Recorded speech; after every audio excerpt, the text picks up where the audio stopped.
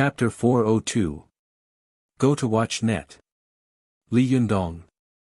When Yin Mengfan saw this name, she was stunned. Who in the upper class of Tiannan City didn't know that Zhou Qin had almost been paralyzed because of Li Yundong? Who didn't know that Zhou Keqiang had been implicated by him? Is Zhou Qin still with him now? How could this guy not have been killed by the He family? Yin Mengfan's mind was full of questions. She had originally thought that Li Yundong was just an extraordinary person. She had wanted to ask him to treat Shen Wankai, but a series of things had happened later, which had left her stunned and caught her off guard. Li Yundong had also mysteriously disappeared from her world. Go to watch net. 7 KOM.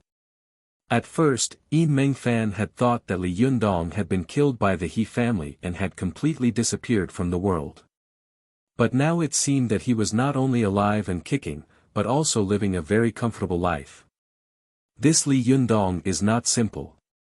Yin Mengfan muttered to herself for a while. She quickly texted Zhou Qin back, "Okay. I will definitely be there." After a while, Zhou Qin replied, "Thank you." Yin Mengfan could more or less see a sense of alienation and alienation in these two concise words. She sighed secretly, knowing that her relationship with Zhou Qin could no longer be as close as before.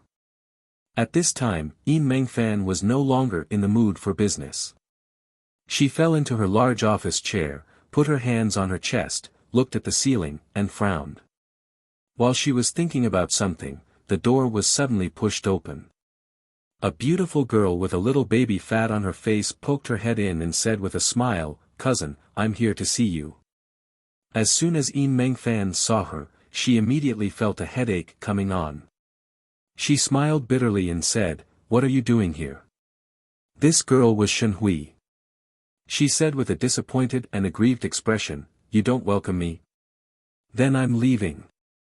As she said this, she turned her head and looked at Yin Mengfan eagerly. She said that she was going to leave, but her feet seemed to be rooted to the ground. Yin Mengfan was both angry and amused. She glared at her and said, "Don't do that. Get in here." Shen Hui cheered and rushed in. She glanced at the documents on Yin Mengfan's desk, then casually threw them away. She pulled her with both hands and shouted, "Cousin, I've been confined by the old master for half a month. I'm so bored that I'm about to die. Come out with me." Yin Mengfan scolded with a smile, "How old are you? You only know how to play." Shen Hui snorted. "I don't care. If you don't take me out to play, I'll stay here and never leave." Yin Mengfan covered her forehead with her hand and said with a pained expression, "My God, don't harm me, you big devil. Go and harm others. I still have to work." Shen Hui had a mischievous smile on her face. "Then I'll go and harm Mr. Chow." As she spoke, she turned around and was about to go out. Yin Mengfan quickly shouted, "Stop. President Chow has gone to Hainan. She's not here." Shen Hui looked disappointed. "Ah. She wasn't here. Then it won't be fun." She was bored and walked around the room. Suddenly, she smiled strangely and said, "By the way, I'm going to play tricks on the handsome guys in their company." Yin Mengfan smiled bitterly and said, "Don't torture them." Shen Hui smiled slyly and said, "These guys are more pretentious than the other. They all think that they are the most handsome in the world and want to find a rich girl like me. They want to live off me. Humph, playing tricks on them is the most fun." As she said this, she rushed out like a gust of wind without waiting for Yin Mengfan's consent. Yin Mengfan groaned and covered her forehead in pain. She could already imagine the tragedy that was about to happen to Chow Kefi's company. But thinking of this, Yin Mengfan's heart suddenly moved. She picked up her cell phone and sent a text message to Chow Kefi. "Feifei, are you free? Can I tell you something?" After a while, Chow Kefi's text message came. She replied, "I'm filming." "What's the matter?"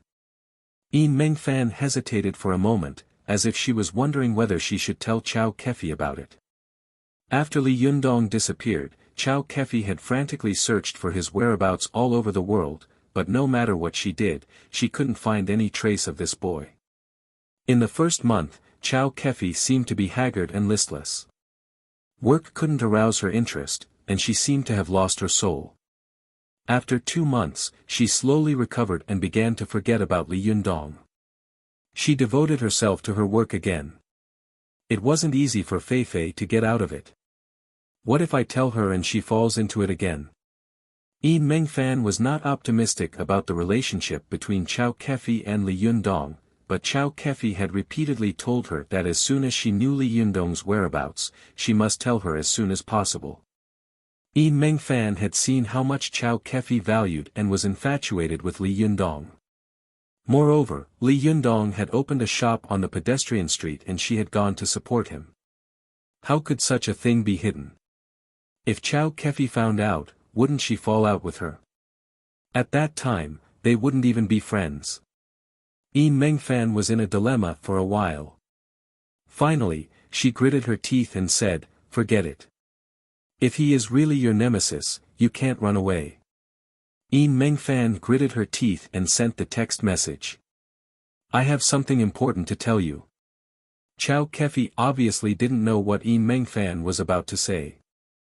She replied casually, "Go ahead." Yi Mengfan's text message said, "I know where Li Yundong is." At this time, Chow Kefi, who was on the set of Sonya, Hainan, suddenly stood up from her sun chair, her face full of shock and ecstasy. She happened to pass by a staff member who was holding a plate full of wine glasses and props. The staff member was startled by Chow Kefi. The plate tilted, and the wine glasses and bottles fell to the ground and shattered, causing the people around to look over in surprise. However, Chow Kefi didn't notice it at all. She excitedly dialed her cell phone with a flushed face. When the phone was connected, she didn't wait for Yi Mengfan to speak before shouting, "Where is he? Where is this heartless guy?" Yi Mengfan smiled bitterly and said, "Fei Fei, look at what you're saying. He's not your boyfriend. How could he be heartless to you?" Chow Kefi gritted her teeth and said, "I've done so much for him, but he disappeared without a trace without saying goodbye. How could he have a conscience?" Yi Mengfan groaned and said, "I knew I shouldn't have called you. I'm already beginning to regret it." Chow Kefi snorted and threatened, "Hey, tell me where he is. Otherwise, we can't even be friends." "I'll tell you." Yi Mengfan smiled bitterly and said, "Okay, you're the boss. You're awesome, okay.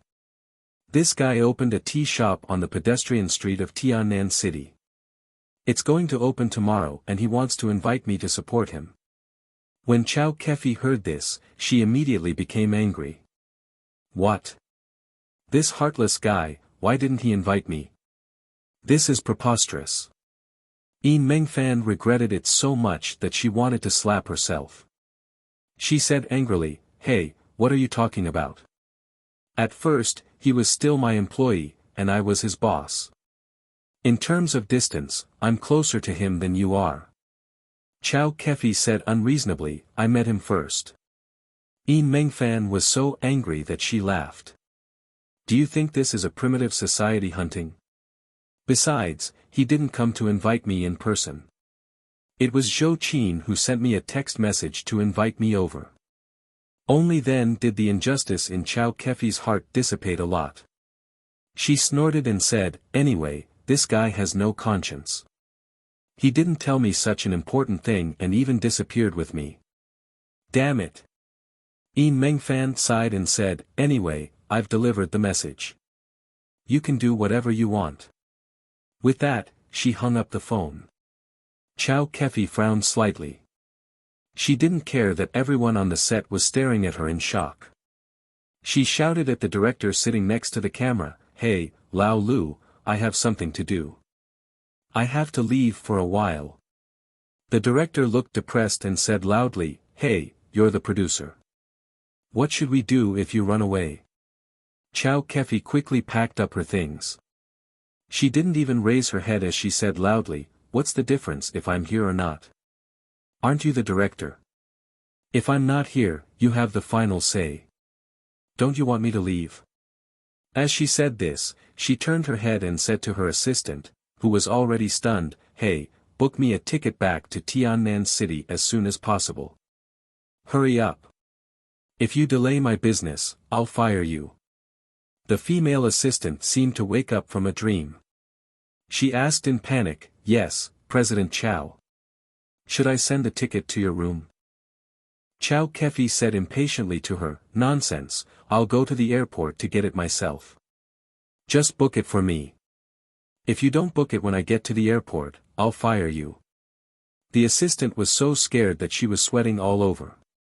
She quickly took out her mobile phone and made a phone call, gritting her teeth. Chow Kefi packed up her things and waved to the people on the set. "Goodbye, everyone. I'll be back soon."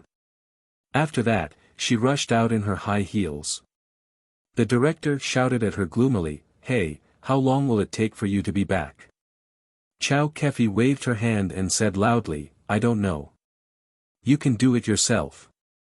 Just as the director was feeling depressed, a beautiful young girl suddenly rushed out of the actors on the set. She shouted at Chow Kefi, "Sister Chow, where are you going?"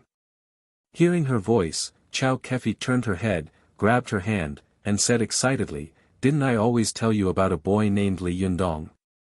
The beautiful girl nodded and smiled ambiguously. "Oh, I see. Sister Chow, you're going to see your old lover." Chow Kefi snorted. "Bah, what old lover?" She said mysteriously to the beautiful girl in front of her, "How about I take you to see a real master?" The beautiful girl thought for a moment, then rolled her eyes. She giggled and said, "Well, it's good to broaden my horizons. Let's see if the guy you're bragging about is as powerful as you say." Chow Kefi was overjoyed. She pulled her out and said, "Humph, I'm not bragging. He's even more powerful. You'll know when you see him." With that, the two beautiful women, one big and one small, disappeared from everyone's sight in the blink of an eye. The group of people, whether it was the cameraman, the lighting director, or the actors, all stood there dumbfounded. They looked in the direction in which Chow Kefi and the little beauty had left, and then their eyes moved to the director in unison. The veins on the director's forehead were twitching, and he looked like he was going crazy. A male actor next to him asked timidly, "Director Song, do you want to continue shooting?" Director Song was furious. He threw the director's tube in his hand to the ground and shouted, "Shoot my ass." It's okay that the producer ran away, but the leading actress also ran away. How can we continue shooting the show? I've told you not to hire a big shot, but Chow Kefi didn't listen. Now, everyone can rest and wait for her. No, wait for the two women. The actors on the scene suddenly burst into an uproar and said one after another, "No more shooting, no more shooting, let's call it a day." Someone also joined in the fun and said, let's go and see the master." Director Song was sitting in his director's chair, panting with anger. When he heard this, he jumped up and said loudly, "Humph, master. What master? How high is he? Can he be taller than me?" Someone next to him immediately muttered in a low voice, "Even Sing Jiwei is taller than you." Although the voice was soft, everyone heard it clearly, and they immediately burst into laughter. Director Song was so angry that his face turned red and he said angrily, "Who said that? Stand up." No one dared to stand up. They immediately scattered and flashed away in an instant. Only the director was left in the same place, his face red with anger. "Humph, master. What bullshit master? Whoever is taller than me is a master. I don't believe that there is a master in this world." Just as the director was angrily cursing, Chow Kefi quickly arrived at the airport with the beautiful girl and boarded the return plane. As soon as they got off the plane, Chow Kefi wanted to pull the girl to Li Yundong's shop. But on second thought, she stopped again. She thought to herself, "Humph, Li Yundong, I couldn't find you before. You are so mysterious. Now that you have opened a shop, I'm not afraid that you will run away. Huh, the monk can run away, but the temple can't run away. Thinking of this, Chow Kefi snapped her fingers and said, let's go back to the hotel. The girl was a little surprised. Not going. Chow Kefi pointed at her and then at herself. The two of us are going in this outfit? Aren't you afraid of being laughed at? His shop opens tomorrow. We'll go there tomorrow. Today, we'll go to the spa and get our hair done. The girl left the studio wearing a pair of big sunglasses. She covered her mouth and laughed. Sister Chow, didn't you always say that you were born beautiful and didn't need these things? Why are you doing these things today? Chow Kefi blushed and glared at the girl. How dare you laugh at Sister Chow? Don't follow me if you have the ability. Humph. When the girl saw Chow Kefi turn around and leave, she quickly chased after her with a smile. Sister Chow, don't. I left my agent behind and came out with you. If you leave me behind, I'll have no one to rely on. Only then did Chow Kefi break into a smile. Then listen to Sister Chow. I'll take you to see a master tomorrow. The girl blinked her eyes. How high does one have to be considered an expert? Chow Kefi was stunned for a moment, and her face suddenly became a little emotional. He is as tall as the sky is. Vote recommendation previous page return to contents next page error report if you like. Please click here to add Keeping a Fox at Home to your bookshelf, so that you can read the latest chapters and updates of Keeping a Fox at Home in the future.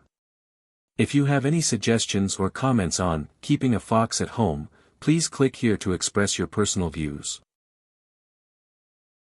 Chapter 403. Go to Watch Net. The next day, Li Yundong got up early.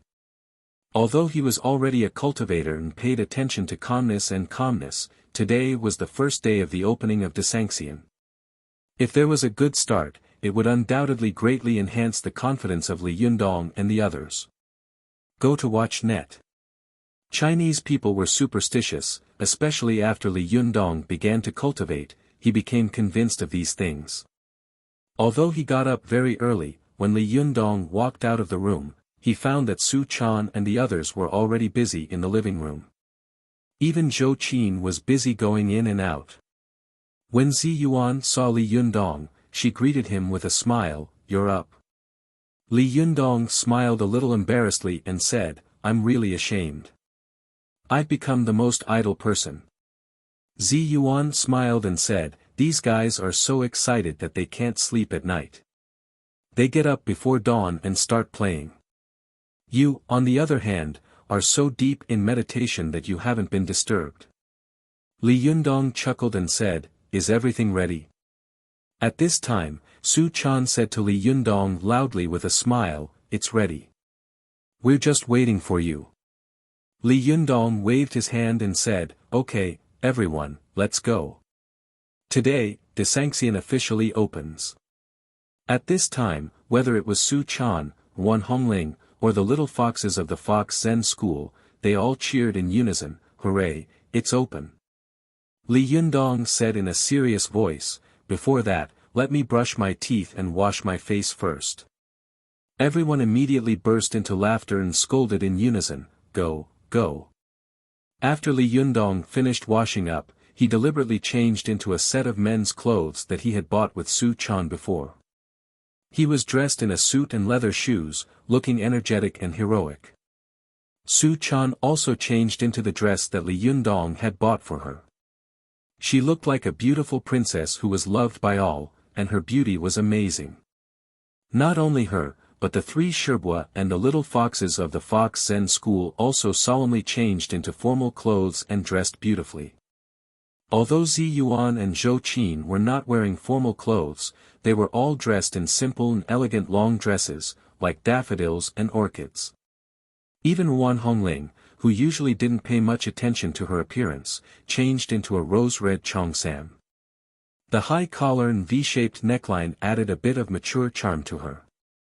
Li Yundong looked at the crowd and said with a smile, there are so many beautiful women here. Why do we need to invite guests? With you guys here, the Desanxian is shining enough, but... But what? Su Chan asked curiously. Li Yundong smiled and said, but I'm afraid that in the future, guests won't come to drink tea, but to see beautiful women. That will put the cart before the horse. Wan Hongling snorted and said, nowadays, it's about the economy of beauties, and it's also the era of the economy of eyeballs. With so many beauties accompanying you, you should be happy. Zi Yuan smiled and said, okay, don't talk about it. Let's hurry up and set off. Don't be late. The group took a taxi to the pedestrian street. As soon as they got out of the car, they attracted the attention of countless people. Li Yundong was masculine and handsome, and his elegant aura was actually comparable to that of modern trap men. As soon as he appeared, he immediately attracted the attention of many women on the side of the road, but it was the many beautiful women around Li Yundong who attracted more attention. From Su Chan to Zi Yuan to Zhou Qin, and then to Wan Hongling and the people of the Fox Zen school, they were all fat and thin, but all of them were stunning beauties. With so many beautiful women gathered together, the passers-by were dazzled. They couldn't help but guess in their hearts, who are these beautiful women? Who is this boy who is surrounded by so many stars? Li Yundong saw that there were signs of a traffic jam around them. He quickly winked at Su Chan and the others and said, let's go. Let's go to the store first. Don't cause another traffic accident. Just as they were about to move, they heard a surprised cry from the side, Li Yundong. Li Yundong looked in the direction of the voice and saw Feng Na wearing a coffee-colored dress standing in the distance. She looked at him in surprise and waved at him with all her might. Li Yundong also waved at her and said with a smile, what a coincidence. Feng Na, wearing a pair of high heels, trotted all the way over. She first greeted Su Chan and Zhou Qin warmly, then nodded politely to Zi Yuan, Wan Hongling, and the other beauties of the Fox Zen school. Finally, she smiled at Li Yundong and said, I was worried that I came too early. Your store hasn't opened yet. Hee, how are the preparations for the opening ceremony? You've been busy for a few days, haven't you? Li Yundong laughed and said, of course not. You know, it's just a small shop. It's just a few acquaintances of ours. It's just for fun. By the way, why are you alone? Where's Ching Ching? The class monitor? Where are the others? Feng Na didn't believe him. In her opinion, Li Yundong was simply an omnipotent Superman. Even if he opened a small shop, it would definitely not be a simple matter. She covered her mouth and laughed. They are busy putting on makeup. Ching Ching went to the hair salon early in the morning to get her hair done. The poor people were woken up by her before they even opened. Now several hair salons near the school are full. Li Yundong was slightly surprised. How many people are there? Is it really that exaggerated? Feng Na counted on her fingers. Apart from me, Ching Ching, and Sun Li, there are about 20 people. There are only 2 hair salons near our school, and they are not big. Think about it yourself. How could there be no queue? Li Yundong asked curiously. Didn't you say that there would be 20 people, including you? Feng Na spread out her hands and said, I wanted to, but as soon as the news that you opened a shop on the pedestrian street spread, the school forum immediately boiled over. Everyone wants these 20 invitation cards. Do you know that someone actually bought these invitation cards for 500 yuan? Feng Na shook her head and sighed. Alas, if I had been cruel and sold all 20 of these cards, would have easily gotten the 10,000 yuan. Alas, how could I be so soft-hearted? Li Yundong laughed. Do you have to be so dramatic? But I guess you must have sold your own cards, right? Feng Na stuck out her tongue and smiled slyly. You found out. Thanks to you, an old man like me made a small fortune. I dare say that you will never be able to guess what kind of price the invitation that you, Li Yundong, personally wrote, sold for in the school. Seriously? Li Yundong asked curiously. How much did they sell for? Feng Na rolled her eyes and smiled slyly. I'm not telling you. Go guess for yourself. Li Yundong pretended to be angry. You bastard. I'm telling you, no one without an invitation is allowed in today. Feng Na laughed and said, You won't. You talk fiercely, but your heart is very soft. Li Yundong looked resentful. Humph. You're so arrogant. Come on, let's go. Don't you see the crowd is getting bigger and bigger?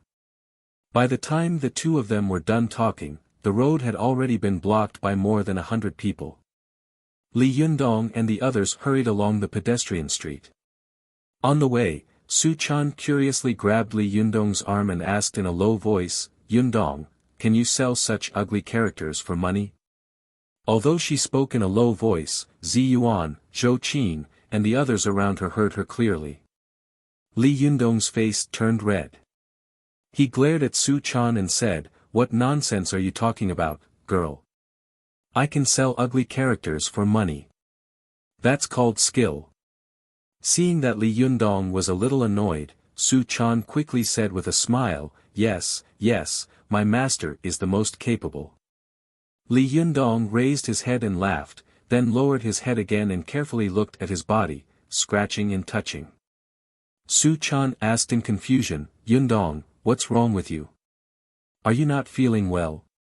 Li Yundong said with a serious face, Since I can sell a few ugly characters for money, I'm thinking that if the business of this shop goes down one day, I'll sell a few organs. At least you beauties won't starve to death. Su Chan immediately covered Li Yundong's mouth with her hand and spat, Ba, ba, ba, ba. Don't say that again. Wan Hongling rolled her eyes, shook her head and said, Look at you, you're such a good-for-nothing. Do you really want to die before achieving victory? Do you want to make heroes cry? Did you write the starting ceremony? Zi Yuan also smiled and said, Li Yundong, today is the first day of business. You can't talk like that. It's inauspicious. Li Yundong looked at them and then at Zhou Qin, who had been silent all this time. He said with a depressed face, My disciple is the best. You only know how to teach me. At this time, Zhou Qin said slowly, Master, I just haven't thought about it yet. When I think about it, I will tell you. Li Yundong said, You be *starred girl, why are you learning from them? Zhou Qin held back her laughter and said, I love my master, but I love the truth even more. Everyone burst into laughter. Li Yundong scolded with a smile, Do you think you are Aristotle? Even if you are, I am not Plato. The group of people chatted and laughed, and it didn't take long for them to reach the shop. Feng Na looked up and saw that the shop was 2 stories high. The second roof was covered with golden glazed tiles, and under the tiles were flying eaves and arches. There were 4 carved wooden lions on the 4 corners of the house. They were painted gold, and they were stepping on a red wooden ball under their paws. These lions looked majestic as they stared straight ahead, looking extraordinary. Feng Na couldn't help nodding and praising, Not bad, it's very bold and ancient. I feel it. She looked down and saw a row of red wooden windows on the second floor. The patterns on the wooden windows were different, but most of them were immortals in ancient China's myths. Feng Na looked at them one by one and saw familiar figures such as Niuhua, Quafu, Pangu, Taibai Jinxing, the Jade Emperor, and the Queen Mother. She had seen many magical things about Li Yundong, so she didn't think it was exaggerated. She only felt that this kind of decoration was beautiful, elegant, and refreshing. After Feng Na finished looking, she suddenly felt that something was missing. She couldn't help asking, Strange, I don't think I see a plaque. Yes, where's the plaque of your shop? Li Yundong chuckled and winked at Su Chan and the others. The little girl ran in with a smile and came out with a huge plaque covered with a red cloth. Feng Na saw at a glance that the plaque was even bigger than Su Chan's body. Su Chan was not short, but she was holding the plaque like a child. She shouted nervously, "Be careful, don't fall and touch it." Li Yundong laughed and said, "It's okay, it's okay." Su Chan stopped in front of her and winked at her mischievously. Then, with a shake of her hand, she threw the huge plaque into the air and caught it as if it were light. She giggled and said, "Don't worry, nothing will happen to it." Feng Na saw that Su Chan was playing with the plaque like a child's toy, as if it was as light as a feather. She was tongue-tied and reached out to pick up the plaque. As soon as she picked it up, she suddenly felt that the plaque in her hand was heavy. It must weigh at least 20 to 30 kilograms. Feng Na was shocked and was about to ask, but she glanced behind Li Yundong and was stunned. She asked curiously, "Li Yundong, does your neighbor also run a tea shop?" Li Yundong snorted in his heart and said, "Yes." Feng Na couldn't help but frown. This is like fighting a drum to the other side. Is there anyone who does business like this? Open a shop across the street that does the same thing? Li Yundong said lightly, "If the sky wants to rain, the mother wants to get married. If they want to open a shop, what can I do? Let them go." Feng Na suddenly said in surprise, "Are they also opening today?" This time, Li Yundong and the others were shocked. They all looked back and saw a group of people walking out of the opposite shop. The leader was Zhao Yuzhen, who had a smug look on his face. Behind him stood a group of beautiful women in cheongsams. These beautiful women were carrying a plaque covered with a red cloth. They stood obediently behind Zhao Yuzhen with professional smiles on their faces. Li Yundong frowned and thought to himself, "It can't be such a coincidence, can it?"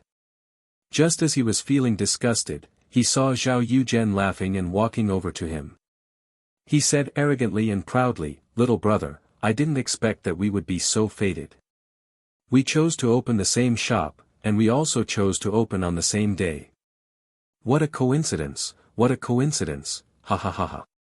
Vote recommendation previous page next page error report. If you like, please click here to add Keeping a Fox at Home to your bookshelf, so that you can read the latest chapters and updates of Keeping a Fox at Home in the future. If you have any suggestions or comments on Keeping a Fox at Home, please click here to express your views. Chapter 404. Go to Watch Net. Although he had always thought that the world was beautiful and life was happy, he also knew very well that no matter how beautiful the world was, there would always be some flies in his sight. Watch Net. 7 KOM. In Li Yundong's opinion, Zhao Yuzhen was undoubtedly a competent fly. He always appeared in an inappropriate situation, at an inappropriate time, and in an inappropriate manner. "This guy is so annoying," Su Chan whispered to Li Yundong with a look of disgust. Li Yundong patted her arm and motioned for her not to be impulsive. He took a step forward and said indifferently, "Is it really a coincidence? How can there be so many coincidences in this world?" Zhao Yuzhen acted as if he hadn't heard Li Yundong's words. He glanced at Li Yundong, Su Chan, Zi Yuan, and the others, chuckled, and said proudly, "Little brother, your renovation speed is really fast. I admire you very much. Fortunately, my renovation speed is not slow either. Hee, I just happened to finish it at the same time as my little brother, ha ha ha." Li Yundong and the others looked at Zhao Yogan's teahouse and saw that the door of the teahouse was covered with floor-to-ceiling transparent glass windows. The interior and exterior of the teahouse were resplendent and modern. There were 2 rows of beautiful tea attendants in cheongsam standing at the door. The slit of their cheongsam skirts was almost exposed to the root of their thighs. One Hongling snorted inwardly and mocked in a low voice, "This shop smells like a nouveau riche from the inside out. How can we drink this kind of tea?"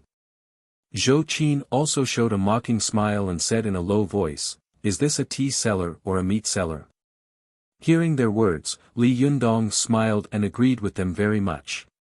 He didn't want to be entangled with Zhao Yuzhen, so he said to him, Mr. Zhao, you're going to open today, and we're also going to open today. Why don't we go back to our own business? How could Zhao Yuzhen be willing to let Li Yundong go? He hadn't had enough yet. He quickly said, Hey, little brother, don't go. It's the first day of business, so we have to get a good start. With that, he clapped his hands, and a beautiful and slender woman in a cheongsam walked over with a plate with a stack of red envelopes in her hand. Zhao Yuzhen grabbed a handful of red envelopes from the plate, then carelessly stuffed them into Li Yundong's hands. He said loudly, Little brother, this is a little gift from me. It's for good luck. You must accept it. How could Li Yundong accept it? He took a step back without batting an eyelid, then said with a smile, President Zhao, you're too polite. I can't afford to return the favor. Zhao Yogan's hand missed the red envelope. His expression changed quickly, but he soon forced a smile. He waved his hand at the growing crowd around him and threw the red envelopes in his hand all over the sky. He laughed and said, Come on, today is the opening day of my shop. I want to ask for some cheers. Everyone will be happy when you raise your head and open the door. The surrounding crowd suddenly burst into an uproar. Those who had grabbed the red envelopes held them in their arms as if they had obtained some great treasure. They turned around and ran away. Those who had not grabbed any stood where they were and cursed loudly. Some people simply surrounded Zhao Yuzhen to ask for more. Zhao Yuzhen laughed proudly and said, The red envelopes in the morning have been distributed. We'll distribute them in the afternoon. Everyone, come on time at 2 o'clock in the afternoon. There will be more distribution then. The surrounding people were overjoyed and cheered one after another. Li Yundong and the others sneered. Li Yundong tilted his head and said to Zi Yuan with a smile, Doesn't he look like a landlord who gave money to beggars on the street in ancient times? Zi Yuan smiled and said, The national character of the Chinese people has never changed. Everyone has a deep-rooted idea of being a landlord and a rich man in their bones. It's just that some people show it very obviously, and some people don't have the chance to show it. Li Yundong pretended to be angry and said, Hey, whose side are you on? Aren't you scolding us as well? Zi Yuan smiled and said, Well, this guy is a vulgar nouveau riche, a landlord living in the old society. Are you satisfied now? Li Yundong nodded and laughed. That's more like it. At this time, they saw that after Zhao Yuzhen had distributed the money, he called a large group of beautiful women to hang strings of firecrackers from the window sill of the tea house and then ordered them to light them. In an instant, the street was filled with crackling sounds. Smoke filled the air and paper scraps flew everywhere. The people who were watching the show covered their ears from the deafening sound of the firecrackers and fled far away, grimacing in pain. Even the little foxes, who were cultivators, couldn't help but cover their ears and frown. This burst of firecrackers silenced the entire pedestrian street. They could only hear the continuous sound of the firecrackers like thunder. After the time it took to drink a cup of tea, it finally stopped. Everyone looked over and saw that the street was billowing with thick smoke. They couldn't see anyone even 5 meters away from them. Zi Yuan frowned slightly and waved her sleeve. Suddenly, a soft gust of wind blew past, dispersing the pungent smell of gunpowder around them. Su Chan covered her nose, spat on the ground, and scolded, It's so noisy. I'm dying of the smoke. The little foxes also clamored, What's so great about setting off firecrackers? Yes. Yes. Feng Na also covered her nose with both hands and said in a muffled voice, This guy is so annoying. He's so tacky.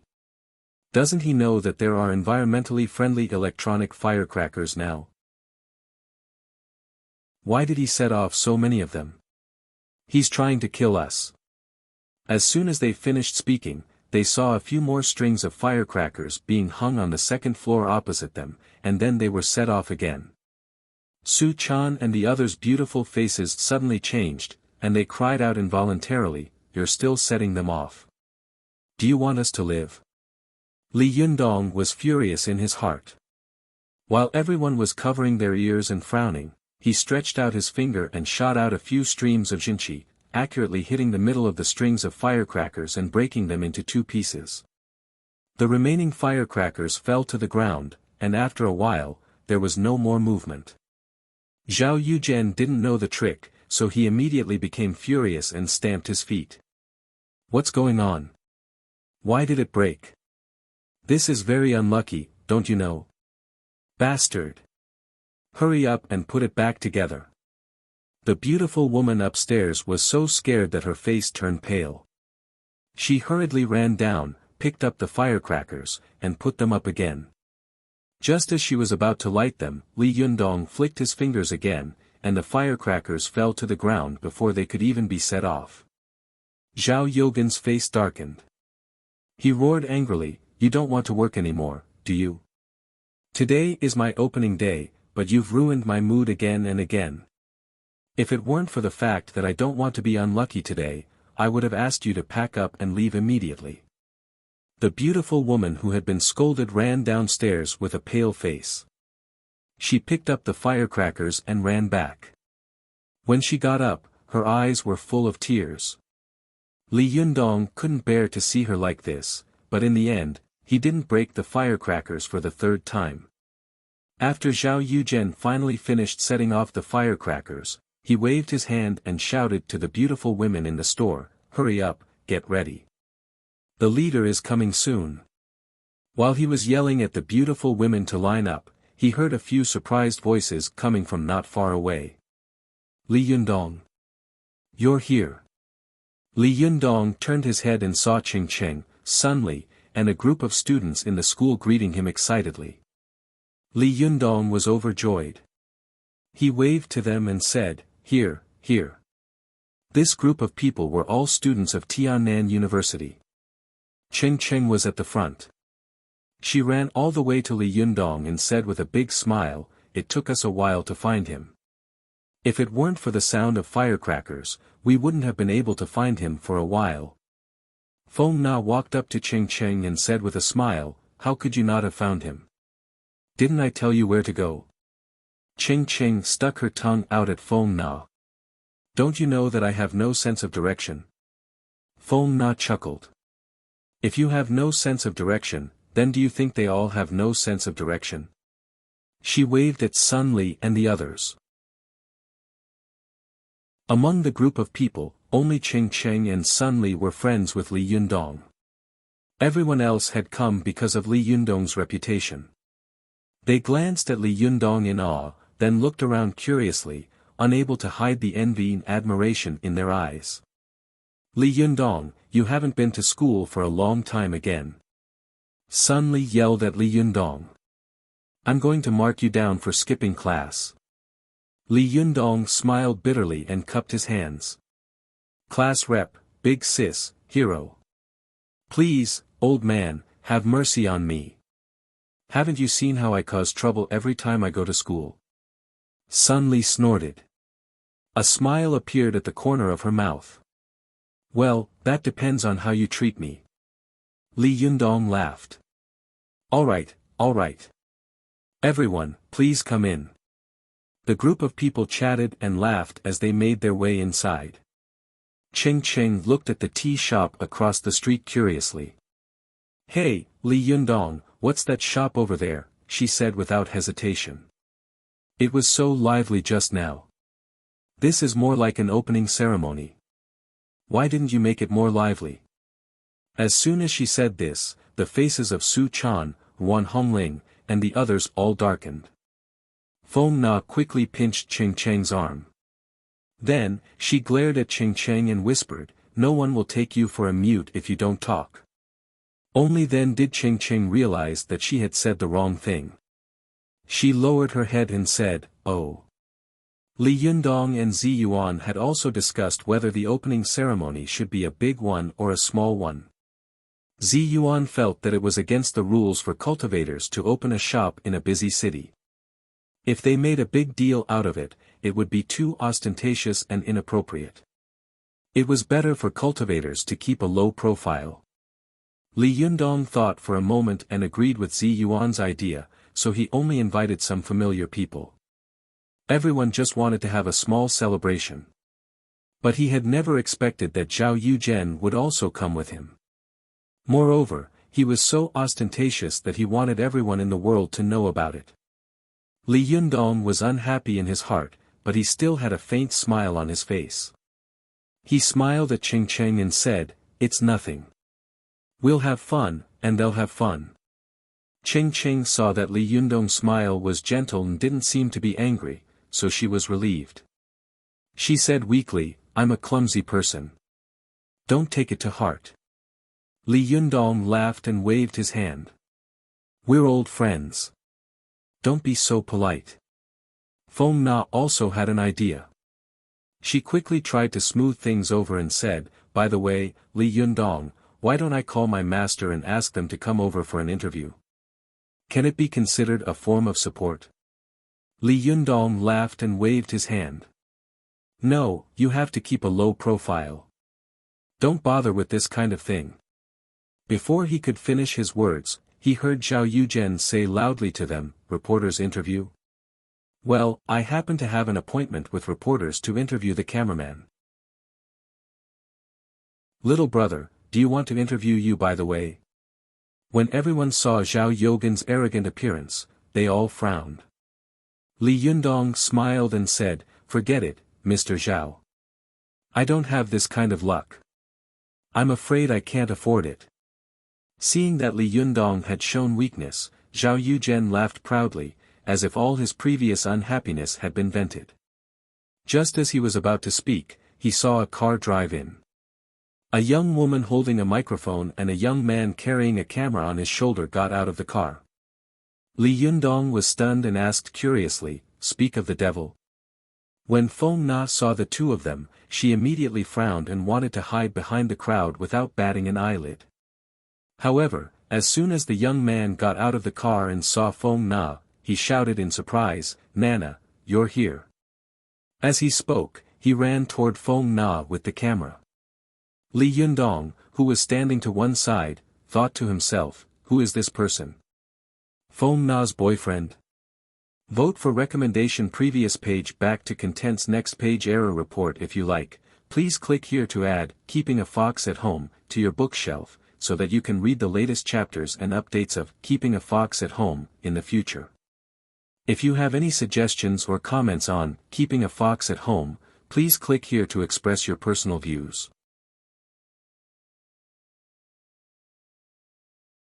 Chapter 405.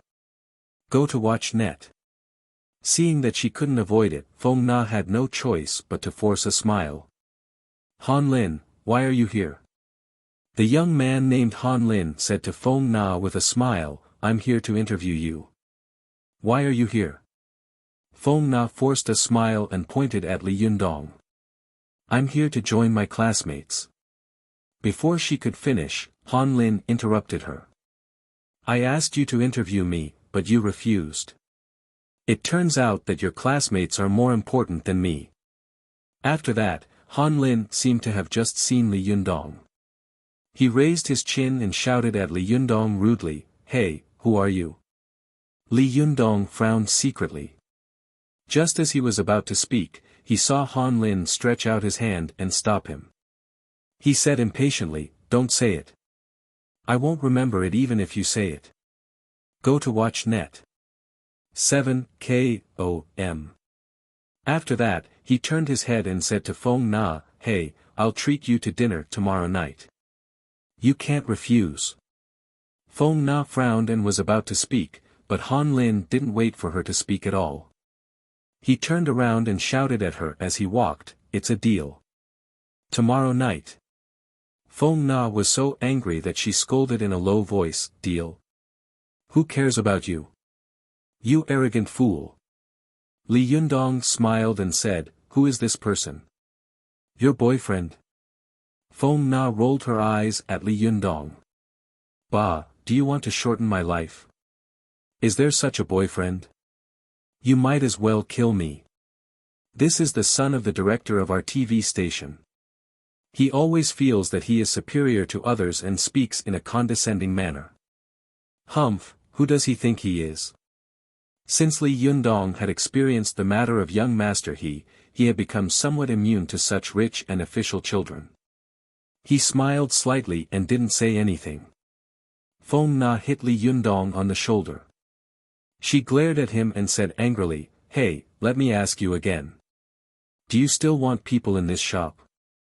Li Yundong smiled and was about to speak, but Feng Na said domineeringly, "Don't say no." Li Yundong smiled bitterly and said, "You'd better go and get together with that guy. You two are really a good match. Why don't you let me talk?" His words made Ching Ching, who was next to him, giggle. She teased, "Nana, don't be so ungrateful. Didn't you see that when the director's son was talking to you just now, the female host glared at you? I'm afraid she hates you to death." Feng Na pinched her with her hand in exasperation. "How dare you say that? You can go find him if you're love-struck. I'm annoyed to death by this fellow, and you're still making fun of me. Why don't you go have sex with your company's perverted boss?"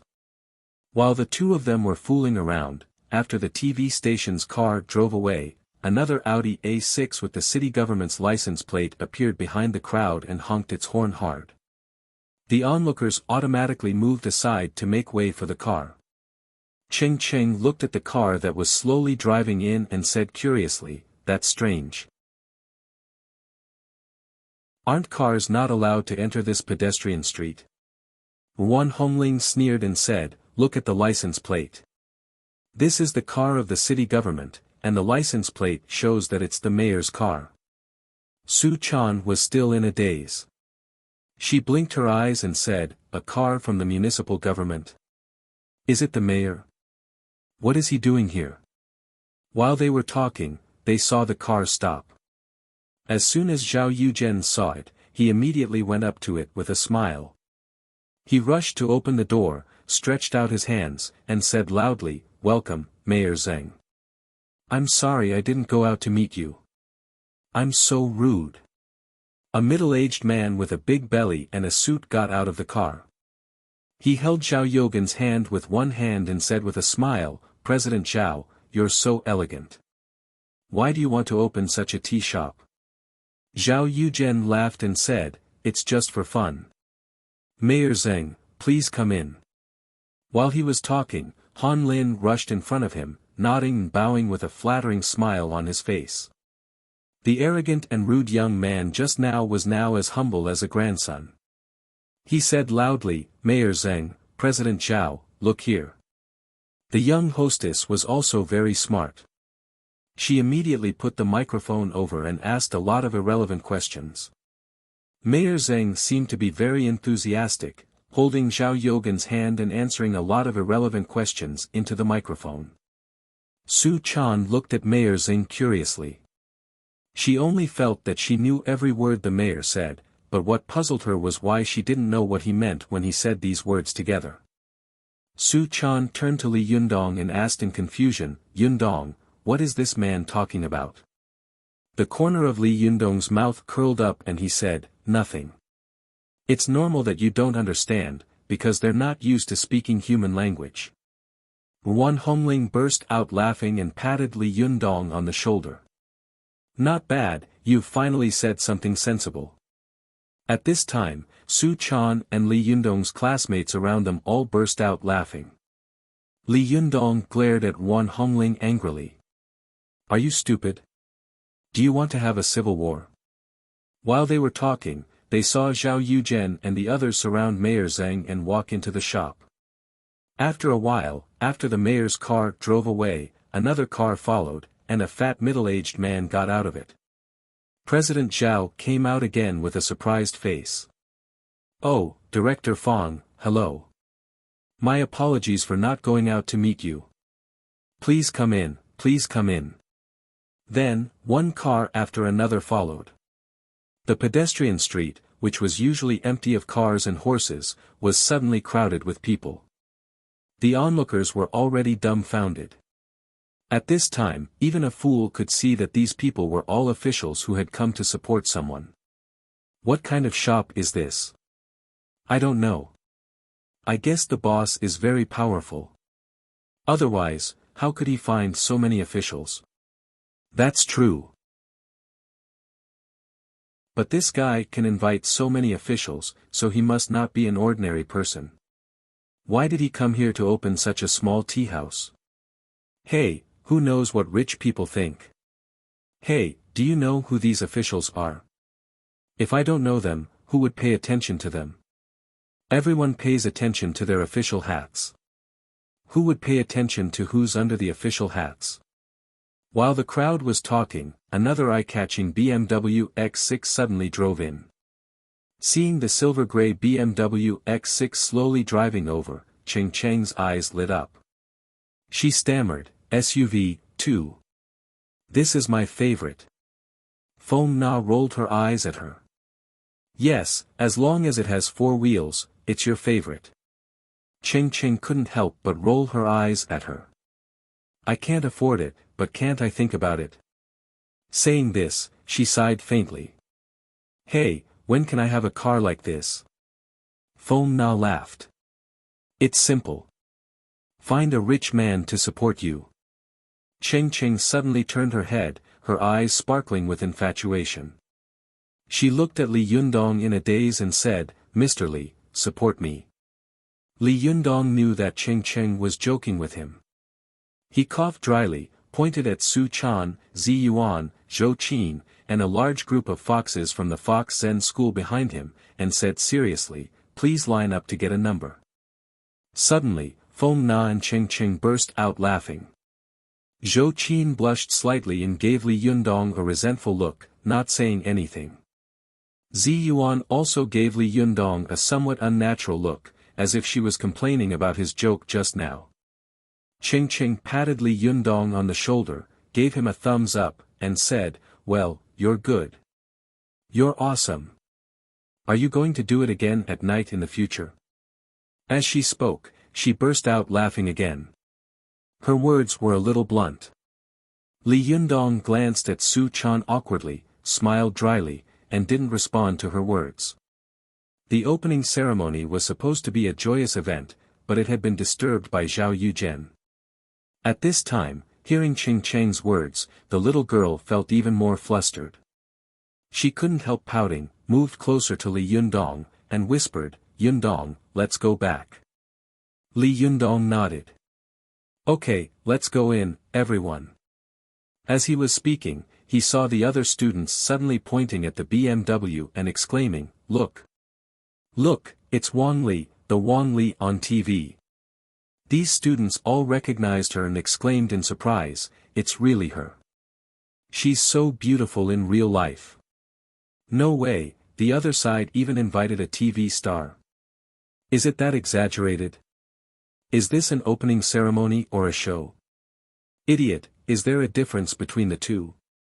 Li Yundong took a closer look and saw a woman in fur getting out of the car. The woman waved at the crowd who had recognized her and greeted them enthusiastically. Su Chan saw that the people around her had suddenly become excited after recognizing the woman. She asked curiously, Yundong, who is this woman? She seems to be very famous. Li Yundong chuckled and said, she's a TV star. Recently, she acted in a film and became very popular. Don't you often watch soap operas? Why don't you know her? Su Chan pouted and said, how can it be the same on TV and off TV? There are 2 people. How can I recognize them? Li Yundong immediately laughed and said, that's right. You've hit the nail on the head. Su Chan didn't understand. She asked in a daze, what did I say? What secret? Li Yundong laughed. He touched the girl's hair and said, forget it. It's better if you don't understand. Come on, let's go in so that we don't have to worry about these guys. Just as he was about to turn around and go in, he saw that the crowd around him had become noisy again. The guests who had entered the tea house walked out together and surrounded Mayor Zheng like stars surrounding the moon.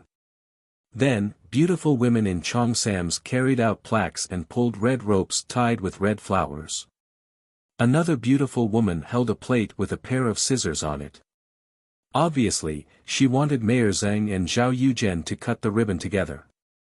Zhao Yuzhen stood side by side with Mayor Zheng. He glanced at Li Yundong proudly, his eyes full of provocation and disdain. He thought for a moment, said hello to Mayor Zheng, and then walked straight to Li Yundong. All the previous disguises had been torn off by him. He said proudly, "Humph, boy, look carefully. This is the real ability of a man. What's the use of being handsome? Power is the standard to measure a man's quality." With that, he swaggered off. Zhao Yogan's words made the people around Li Yundong furious. Li Yundong's eyes narrowed into a line. His face was indifferent, but no one could tell whether he was happy or angry. Wan Hongling sneered and whispered to Zi Yuan, "I'm going to turn his pair of scissors into tongs." Zi Yuan was shocked. She quickly stopped her and shouted in a low voice, "Are you crazy? In front of so many people? How do you know that there are no people from other sects in the crowd? And the mayor is here. It doesn't matter if you provoke him, but do you know who is standing behind him?" Wan Hongling snorted and stamped her feet hatefully. "Are we just going to watch this bastard show off in front of us?" While she was talking, Zhao Yuzhen and Mayor Zheng had already finished cutting the ribbon. Suddenly, 8 beautiful women began to scatter flowers upstairs like fairies scattering flowers, making it look like a wedding ceremony.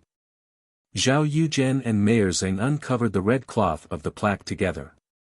Everyone took a closer look, only to see the 4 shining golden words, "Zhao's Tea House." Ching Ching asked softly, "Who is this Zhao?" Li Yundong chuckled. "You don't know? It's the Zhao family of orphans." After that, everyone laughed and secretly admired Li Yundong for being able to joke calmly in such a situation. This kind of bearing was really not something that ordinary people could have. At this time, the beautiful women on the opposite building worked together to hang the plaque on the second floor with red silk. The guests surrounded Zhao Yuzhen and Mayor Zheng and entered the tea house together. As soon as they entered the building, the onlookers around them lost their excitement and unconsciously glanced at Li Yundong and the others. Someone saw that there were so many beautiful women around Li Yundong, so he shouted, "Hey, what's the plaque you're holding? Open it and have a look." As soon as this person spoke, some busybodies in the crowd immediately followed suit. Yes, don't hide it." Li Yundong frowned and looked coldly at the bustling tea house opposite him. Feng Na and the others beside him also pulled long faces and looked very unnatural. However, Su Chan took Li Yundong's hand and whispered, "Yundong, it's okay. We'll open our own tea shop. I believe that it's our Desanxian, not this Zhao's tea house, that's really good." Zi Yuan also smiled slightly and said, "Well said. We watched him build the Vermilion building, entertain the guests, and watch his building collapse. Li Yundong, don't be fooled by the fact that his upstairs is full of friends at this time. This man is arrogant and domineering. He will definitely get into trouble in the future. I believe that it won't be long before he gets into trouble." Li Yundong smiled slightly and said, "You don't have to comfort me. I'm fine. It's my miscalculation that I didn't treat you well when I invited you all here today. I'll punish myself by drinking 3 cups of wine later." Everyone said understandingly, "What are you talking about? Li Yundong, you're too polite." Li Yundong laughed and said, "Then what are you waiting for? Let's all go in." Everyone laughed and walked in. Zhou Qin, who was at the door, looked at her watch anxiously. She took out her mobile phone from her pocket and was about to turn it on when she suddenly saw a stretched Lincoln driving in from afar. Zhou Qin had sharp eyes and saw the license plate of the car at a glance. She immediately turned her head and shouted at Li Yundong, "Master, come and see." Vote for recommendation. Previous page. Return to table of contents. Next page. Error report. If you like, please click here to add Keeping a Fox at Home to your bookshelf, so that you can read the latest chapters and updates of Keeping a Fox at Home in the future. If you have any suggestions or comments on Keeping a Fox at Home, please click here to express your personal views.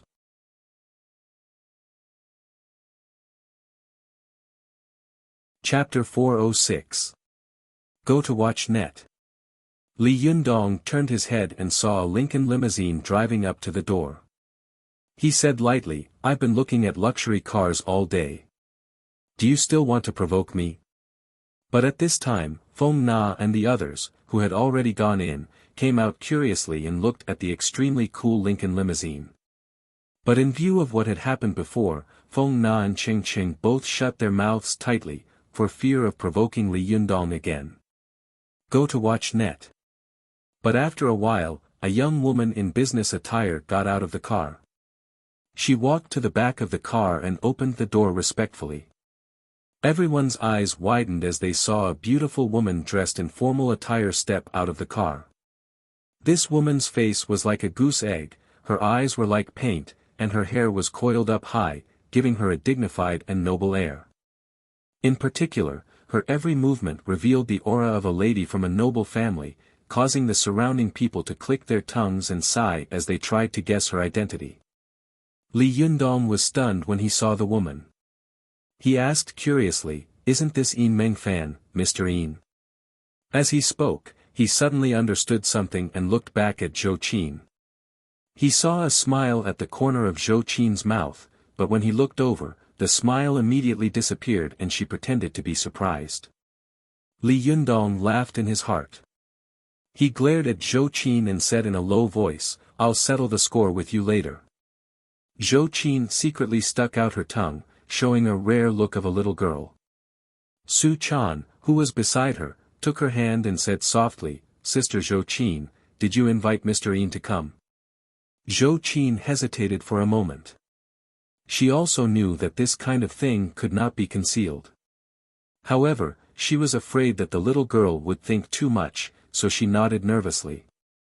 Unexpectedly, Su Chan was overjoyed. She gave Zhou Qin a thumbs up and said, "Sister Zhou Qin, you are so capable." Zhou Qin was stunned and felt a little ashamed. She smiled slightly and didn't say anything. After Yin Meng Fan got out of the car, she looked around with her beautiful eyes. When she saw Zhou Qin, she immediately smiled and was about to walk over. But at this time, there was a sudden cry of surprise behind her. Zhao Yuzhen saw her figure and came up to her. "Yin Meng Fan. Mr. Yin." Yin Meng Fan turned around helplessly and said, "Hello, President Zhao." Zhao Yuzhen warmly stretched out his hands. "Mr. Yin, are you also here to support me?" "Good, good, your presence brings light to my humble dwelling. Last time, I specially invited you here, but you said you were busy. Why are you suddenly free today?" Yin Meng Fan gently shook hands with Zhao Yuzhen, then quickly pulled her hand away. She smiled and said, "Because I'm here to attend a friend's opening ceremony today." Zhao Yuzhen was so proud that he didn't know what to say. Opening ceremony? Someone is going to celebrate the opening ceremony with me today. Ha, what a coincidence. Yin Meng Fan turned around and pointed at Li Yunyang and the others behind her. She smiled politely and said, "This is it." Zhao Yuzhen suddenly couldn't come to his senses. He couldn't believe his ears.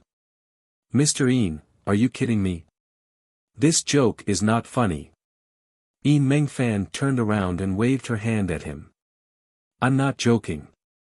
President Zhao, you go ahead with your work. I'll say hello to my friends." As she said this, she gracefully walked toward Li Yunyang and the others. Zhao Yogan's face suddenly turned red. He glared at Li Yunyang angrily, as if he couldn't wait to cut off all of Li Yunyang's flesh immediately. Yin Meng Fan felt that she had let Zhou Qin down, so she was particularly enthusiastic about Li Yunyang. She smiled and said, "Li Yunyang, not bad. You're young and promising." As she said this, the woman next to her cleverly handed over a 1-foot square gift box. Yi Mengfan took it with both hands and then handed it to Li Yunyang. She smiled and said, "It's just a small token of my respect. Please don't mind it." Li Yunyang took the gift with a smile and then handed it to Su Chan, who was next to him. He turned to Yi Mengfan and said, "Mr. Yin, you're treating me like an outsider. Even if you came empty-handed, I would still feel proud." Yi Mengfan covered her mouth and laughed. "Really? I always felt that you were like an otherworldly master, very mysterious. Why does a master like you also value these things?" Li Yunyang laughed and said, "You can't say that. Monks also pay attention to the emptiness of worldly affairs, but look at the Shaolin Temple. Which project of faith has they fallen behind? How can there be a person in this world who can transcend worldly affairs? If I really transcend worldly affairs, I will starve to death." Yi Mengfan praised him. "Li Yunyang, your words are free and easy. I like them. You are so young and you started from scratch. I believe that you will definitely have great achievements in the future. When you become famous in the future, don't forget your sister." Li Yunyang cupped his hands and said with a smile, "You flatter me. Mr. Yin, please come in." Yi Mengfan walked over to Zhou Qin and whispered, "How is it? How did I put on such a high pedestal? I didn't give it away, did I?" Zhou Qin looked straight ahead, but said in a low voice, "Come on, Li Yunyang is much smarter than you think. He already saw it." Yi Mengfan was shocked and said in a low voice, "No way. How did I give it away?" While the two of them were whispering, Su Chan and the other little foxes were wondering what Yi Mengfan's gift was. Not only them, but even the people watching on the pedestrian street were also whispering to each other, guessing Yi Mengfan's identity. "Who is this woman? She's so beautiful. I don't know. She seems to be the boss of a company. The boss of a company? So beautiful. Are you kidding me? Are you sure she's not a movie star?" While they were talking, another car suddenly drove into the pedestrian street. This car was a fiery red Lamborghini that was extremely eye-catching. As soon as Li Yunyang saw the Lamborghini, he was stunned and thought, "Why is she here?" Feng Na, Ching Ching, and Su Chan all recognized this car. They were also stunned and said in surprise, "Mr. Chow." Sure enough, before the flashy little sports car came to a complete stop, the hood slowly opened, revealing two beautiful women. One of them was sitting in the passenger seat, wearing a pair of sunglasses that almost covered half of her face. She was looking around curiously, sizing up everyone in the car.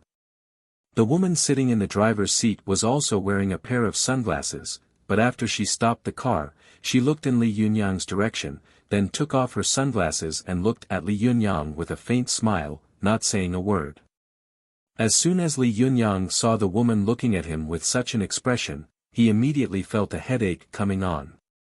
He went up to her and said, "Mr. Chow, why are you here?" Chow Kefi was wearing a low-cut dress.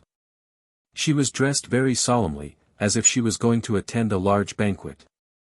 A fiery red gem was deeply embedded in her towering breasts, which set off her snow-white skin and made it look particularly charming.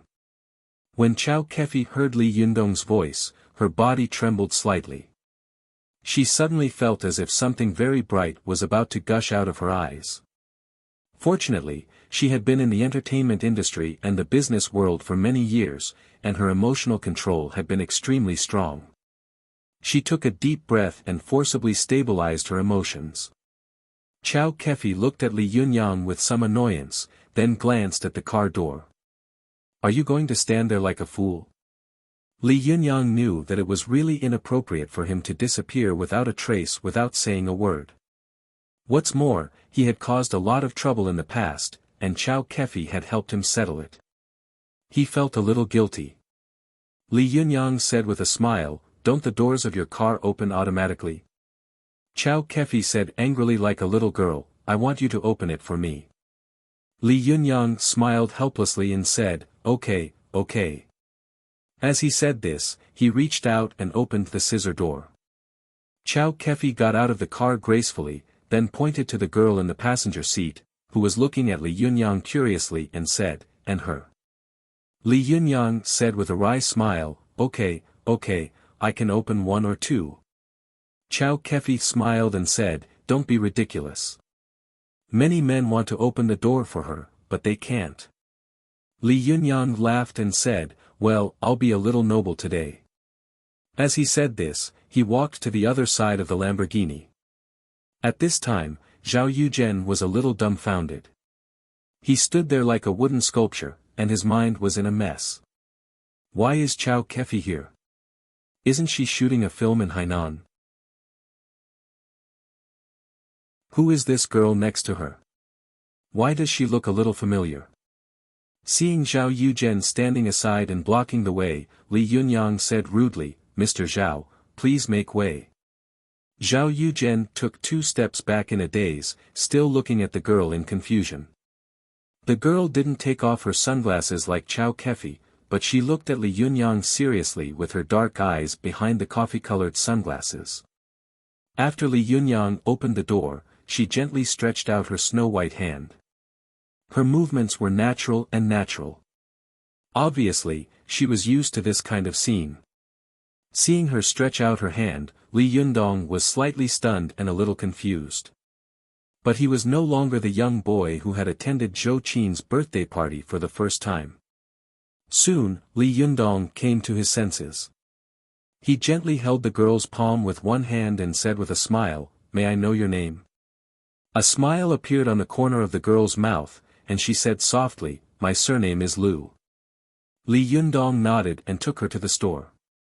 After the girl nodded to everyone, she found an opportunity to whisper to Li Yundong, your hands are so wide and warm.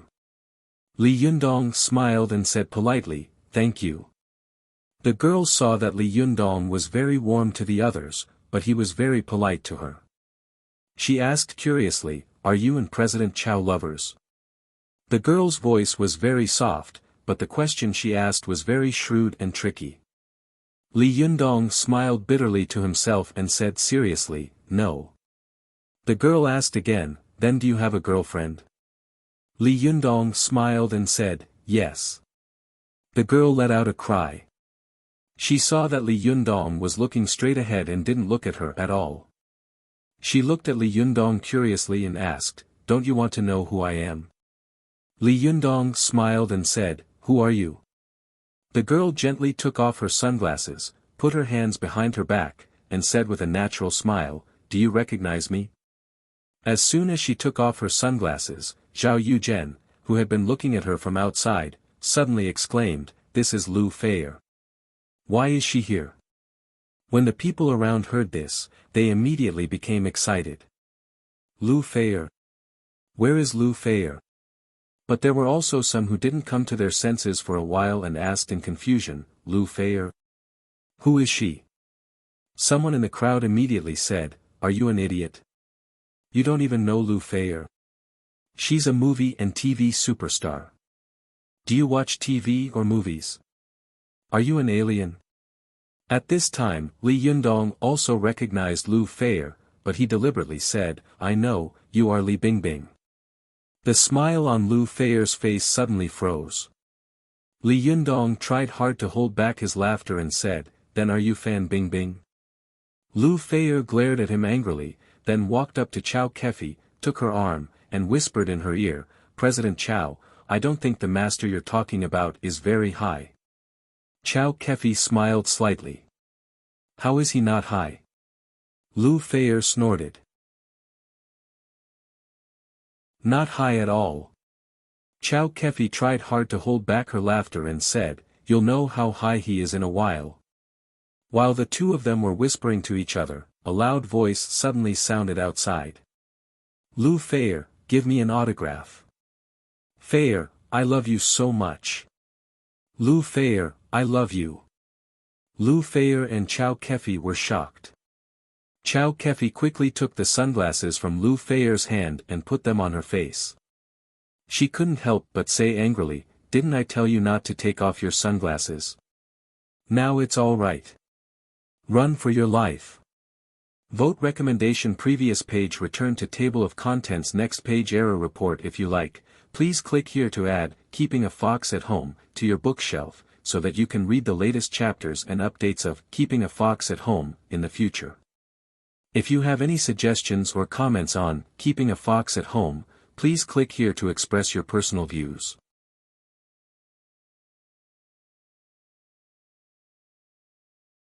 Chapter 407. Go to Watch Net.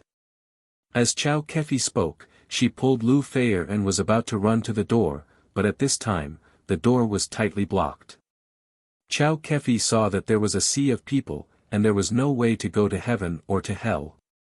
Chao Kefi turned to Li Yundong with a wry smile and said, "Sorry, I've caused you trouble. What should I do? Should I call the police?" Li Yundong smiled slightly. "No, I'll do it." As he said this, he stood at the door unhurriedly and opened his hands to block the way. Go to Watch Net. Lu Feier looked at Li Yundong's figure with a pale face. She whispered to Chao Kefi, "Sister Chao, what is he doing?" Chao Kefi shook her head blankly. "I don't know." She looked around and saw that Su Chan, Zhou Qin, and the others had covered their ears with their hands, while Zhou Qin was gesturing to Feng Na and Qing Cheng to cover their ears. Although they didn't know why, when Feng Na, Qing Cheng, and the other students saw that all the beauties of the Fox Zen school had covered their ears, they also followed suit. "What's going on?" Lu Feier looked puzzled. Su Chan kindly said to the two of them, "Hurry up and cover your ears. Be careful not to be deafened." Chao Kefi suddenly remembered Li Yundong's roar when he had met the hooligans last time. She quickly covered her ears. However, Lu Feier said with a strange expression, "Is he trying to suppress them with his roar? Is he crazy?" She pointed to the excited crowd outside and said loudly, "What's the use of this?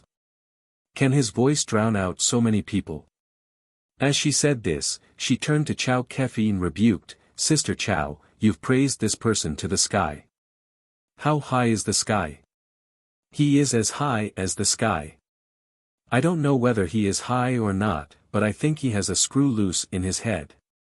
As soon as she finished speaking, Li Yundong, who was at the door, suddenly pinched his fingers and shouted a mantra in a low voice, "Hey!" The mantra Mahamudra not only hit people with a powerful handprint, but the mantra that gushed out also had an extremely strong deterrent and lethality. If it was shouted out in a loud and resounding voice, it could even instantly shatter people's liver and gall. In order not to cause any harm to these people, Li Yundong deliberately lowered his voice, making it sound low and deep. The fans in front of him felt as though they were being covered by a huge copper bell. Then, someone knocked on the bell forcefully. In an instant, the blood in their chests surged and their minds buzzed. They immediately grimaced in pain and covered their ears, stopping in their tracks. Chao Kefi had been shocked by Li Yundong's roar and almost had a heart attack, so she had covered her ears long ago. However, Lu Feier didn't have time to cover her ears. She screamed. Although she was the first to bear the brunt of the mantra, she still felt as if her chest had been punched and her ears had been hit by a chopstick. Lu Feier quickly covered her ears subconsciously, but there was a buzzing sound in her ears. She saw Chao Kefi looking at her with a face full of concern. Her mouth opened and closed as if she was saying something, but she could not hear a word from Chao Kefi. Li Yundong then uttered the second mantra, Ba. This mantra was like countless bells ringing at the same time. The sound was deep and long. Although it was not ear-piercing, it made everyone feel suffocated and nauseous. Some people gathered at the door shouted in pain, "Stop shouting, stop shouting." Lu Feier had been shaken to the point that the blood in her chest was rolling. At this time, she was shaken again. She curled up slightly in pain, frowned, and looked uncomfortable. She covered her ears tightly and screamed, "Don't shout." But as soon as her voice came out of her throat, it was quickly drowned in Li Yundong's voice, just like many people outside the door. It was like a wave in a raging wave, disappearing without a trace in an instant. Lu Feier soon felt a little out of breath. She breathed painfully. Just as she was about to die from the pain, a hand suddenly came from beside her. This hand rested on her shoulder, and Lu Feier immediately felt that her breathing returned to normal. The painful feeling of suffocation in her chest also disappeared. She turned her head in surprise and saw Zi Yuan, who was as elegant as a fairy, smiling at her and saying, "Are you okay?" Lu Feier subconsciously replied loudly, "I'm fine." But even she couldn't hear her own voice. Lu Feier was shocked and thought to herself, "It's strange. Why can I hear her, but I can't hear myself? This sister didn't cover her ears. Isn't she afraid of the deafening sound?" At this time, Lu Feier finally realized that these things and the people around her were a little strange. She turned her head in surprise and looked at Li Yundong, muttering in her heart, "This guy seems to be a little magical."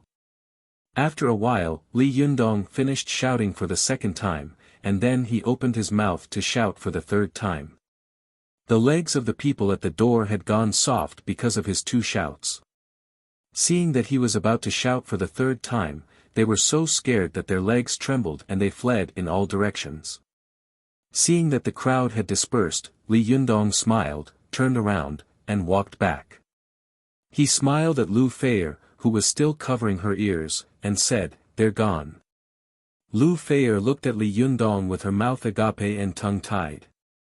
For a moment, she was speechless.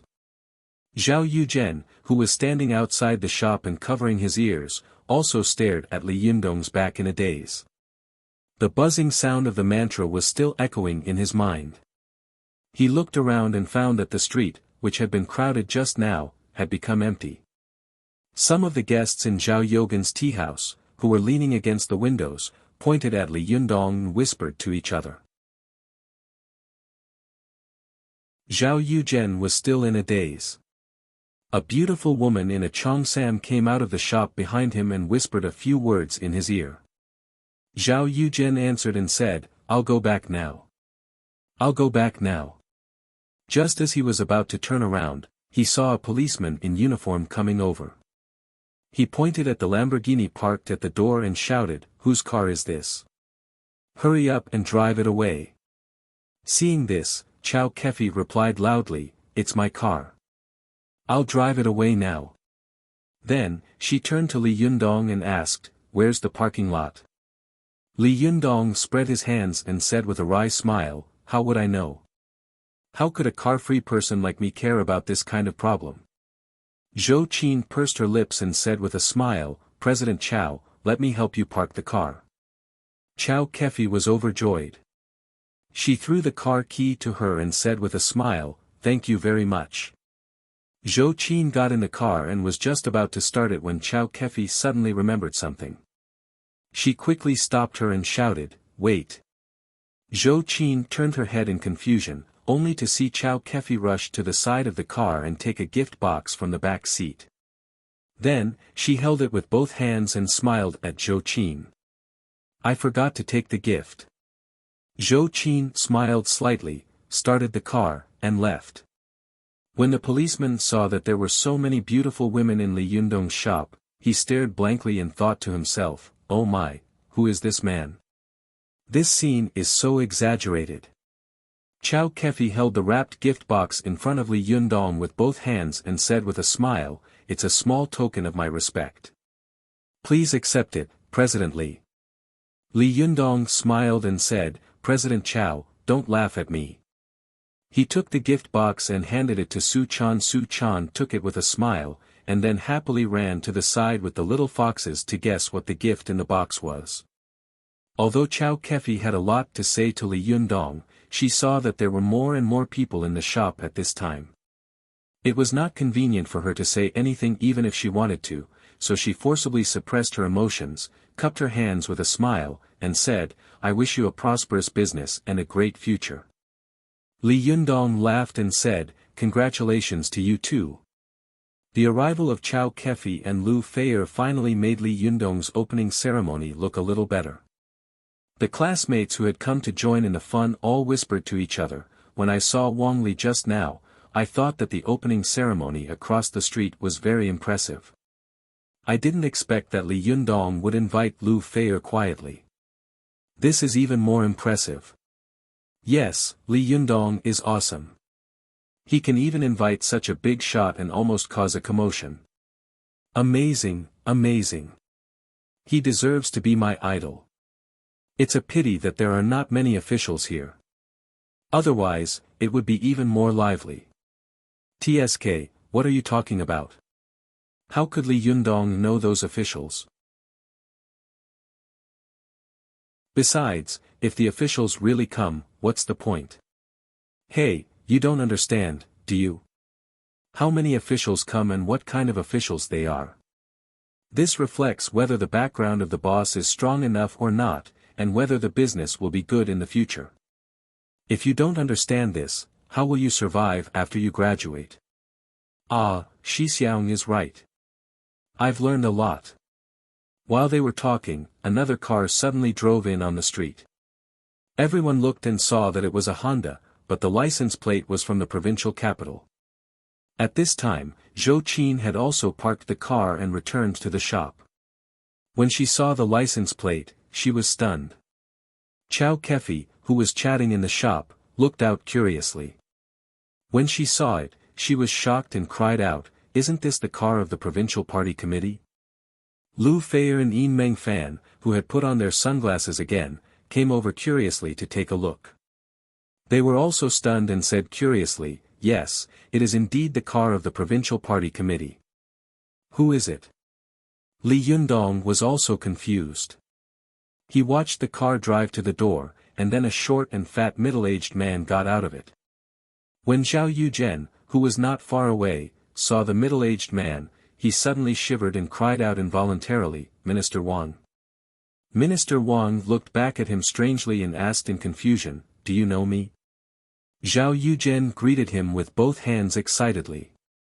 "Minister Wang, I went to the organization department of the provincial party committee once last year, but I didn't see you." "I'm Zhao Yuzhen." Minister Wang was stunned for a moment.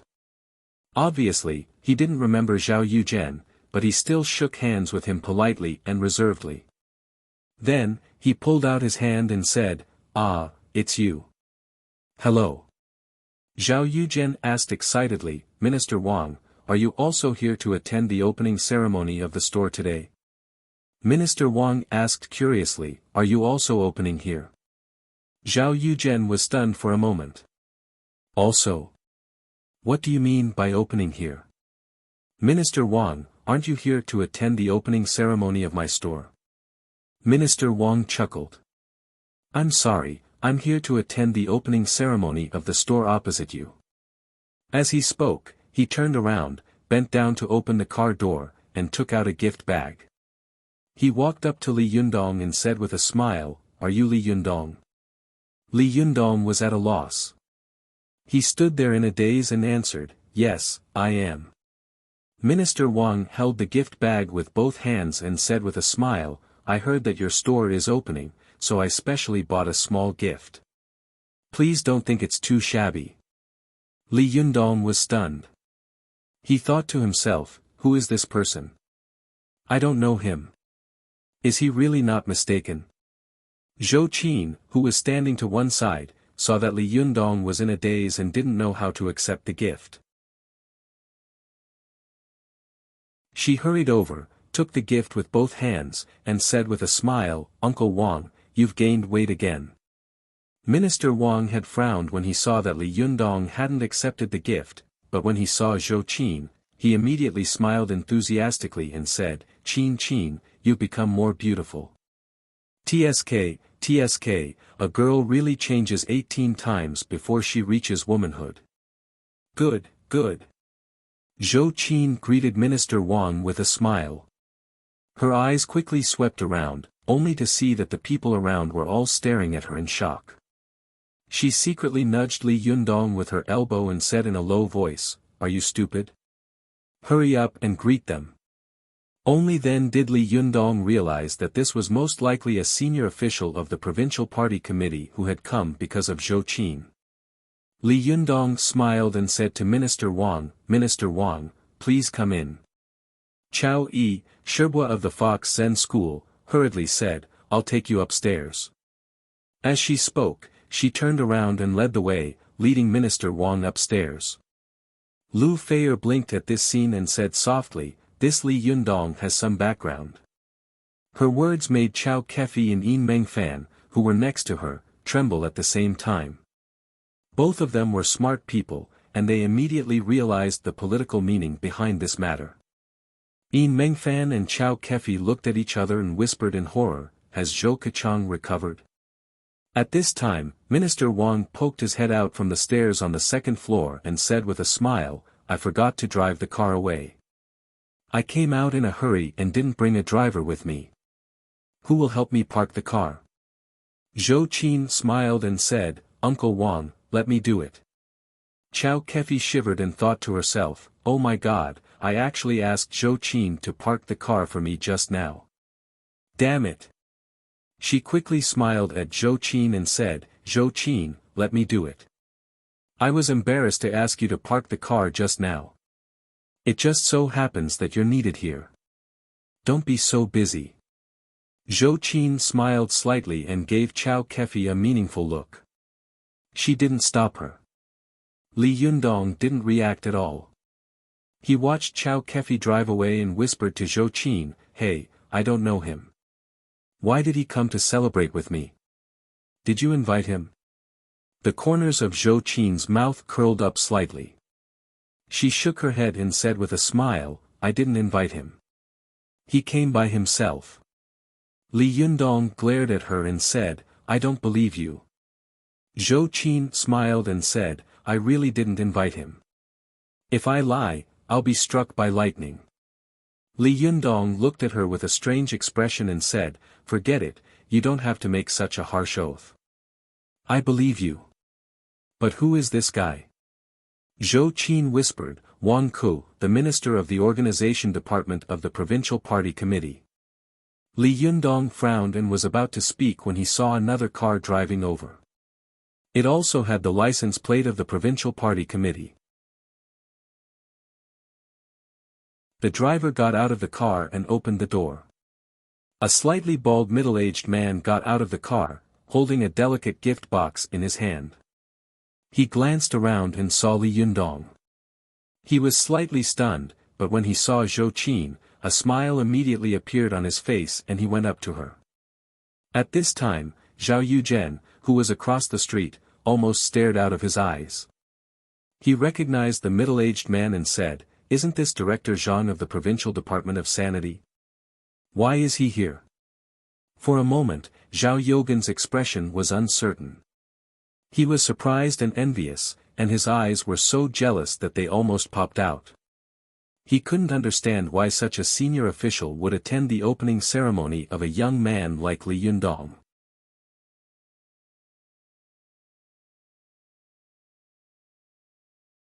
Chapter 408. Go to watch net. Not only did Zhao Yuzhen recognize Director Zhang, but some of the officials and guests in the upper floor of his tea house also recognized him.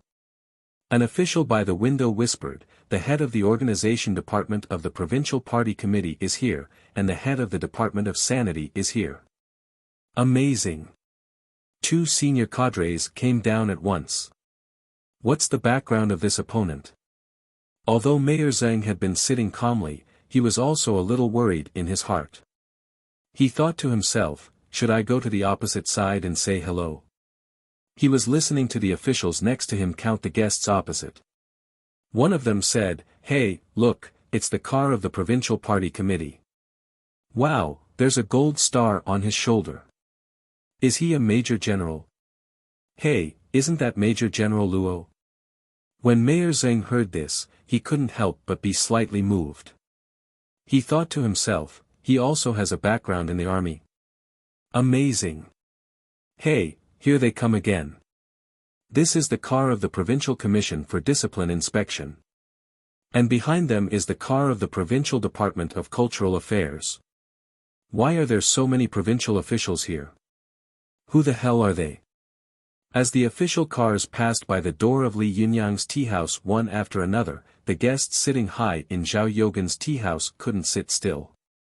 They all whispered to each other as if they were sitting on pins and needles. Go to watch net. Hey, do you want to go and have a look? Yes, there are so many bosses here. Can't you just go and say hello? What if he remembers you and gives you a hard time? What will you do then? Bah, do you think they know you? Hey, you can't say that. In China, isn't this the way to be an official? It's better to be careful. Stop talking. Let's see Mayor Zheng. If he goes, we go. At this time, Mayor Zheng was also a little shaken. While he was hesitating, the officials by the window suddenly exclaimed in unison. One of them stammered, "It's the car of the secretary of the Provincial Party Committee. Mayor Zheng, come and see."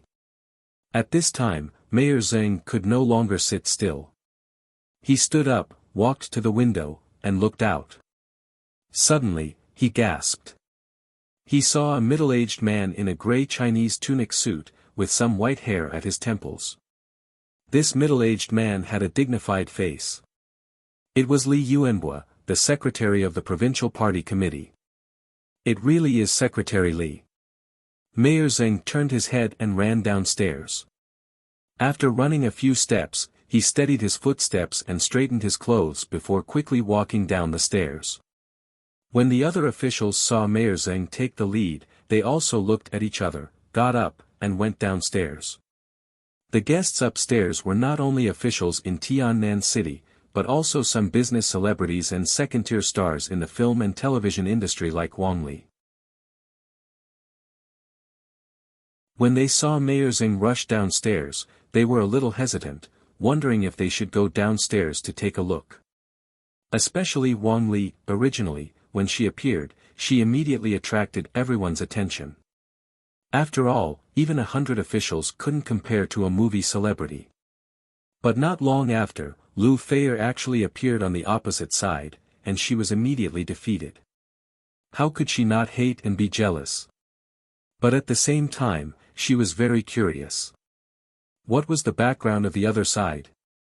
How could they find such a big star? Could it be that they were also like him, spending money to hire them?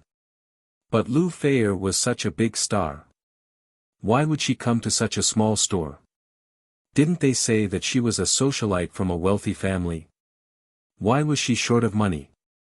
At this time, Zhou Qin also saw Li Yuanbo.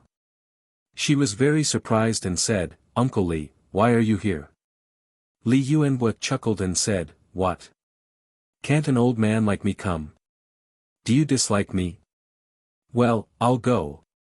Zhou Qin said in a fluster, "No, no, Uncle Zhou, please come in.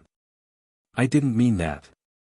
Li Yundong could also see that Li Yuanbo was not an ordinary person. This middle-aged man had the aura of a superior similar to that of Zhou Keqiang, but he was more elegant and modest. He whispered to Zhou Qin, "Who is this?" Zhou Qin said without blinking, "The secretary of the Provincial Party Committee, the top leader." Li Yundong was shocked. He knew that if the person in front of him had been in ancient times, he would have been a high-ranking official with amazing power. At this time, Li Yuanbo's eyes also fell on Li Yundong. He looked him up and down, nodded slightly, and thought to himself, "Well, he's heroic and has some spirit between his eyebrows. I wonder what kind of person he is." Li Yuanbo smiled at Li Yundong and reached out his hand. "Are you Li Yundong?" Li Yundong shook hands with the high-ranking official and said with a smile that was neither humble nor arrogant, "Yes, hello, Uncle Li. I'm Li Yundong." Li Yuanbo felt that Li Yundong was warm and powerful, without the slightest feeling of stage fright. He thought to himself, "Well, a newborn calf is not afraid of a tiger. He has spirit and courage." Li Yuanbo knew a lot of young people, especially after knowing his identity. Almost no one could face him calmly. Li Yuanhua smiled and nodded to Li Yundong. He turned his head and said to Zhou Qin, Qin, you have good taste. Not bad. Zhou Qin's face flushed. She glared at Li Yuanhua and said, Uncle Li, Li Yundong is my master. Of course I have good taste. Master? Li Yuanhua looked at Li Yundong in surprise and asked, what did you teach Qin? Li Yundong smiled and said, nothing, just some cultivation skills. Cultivation skills? Li Yuanhua asked with interest, can you tell me what kind of cultivation skills it is? Li Yundong smiled and said, a flower and a leaf are the world, and every word and action is cultivation. Li Yuanhua's eyes lit up, as if he was getting to know the boy in front of him again. He took a step back, looked at Li Yundong carefully, and then nodded slowly. Good. Well said. Li Yuanhua looked at Li Yundong seriously and said, I've rarely seen a young man who can keep his composure like you. No wonder Lao Zhou is full of praise for you. As he said this, he looked at Su Chan, Zi Yuan, and the others behind Li Yundong and suddenly smiled.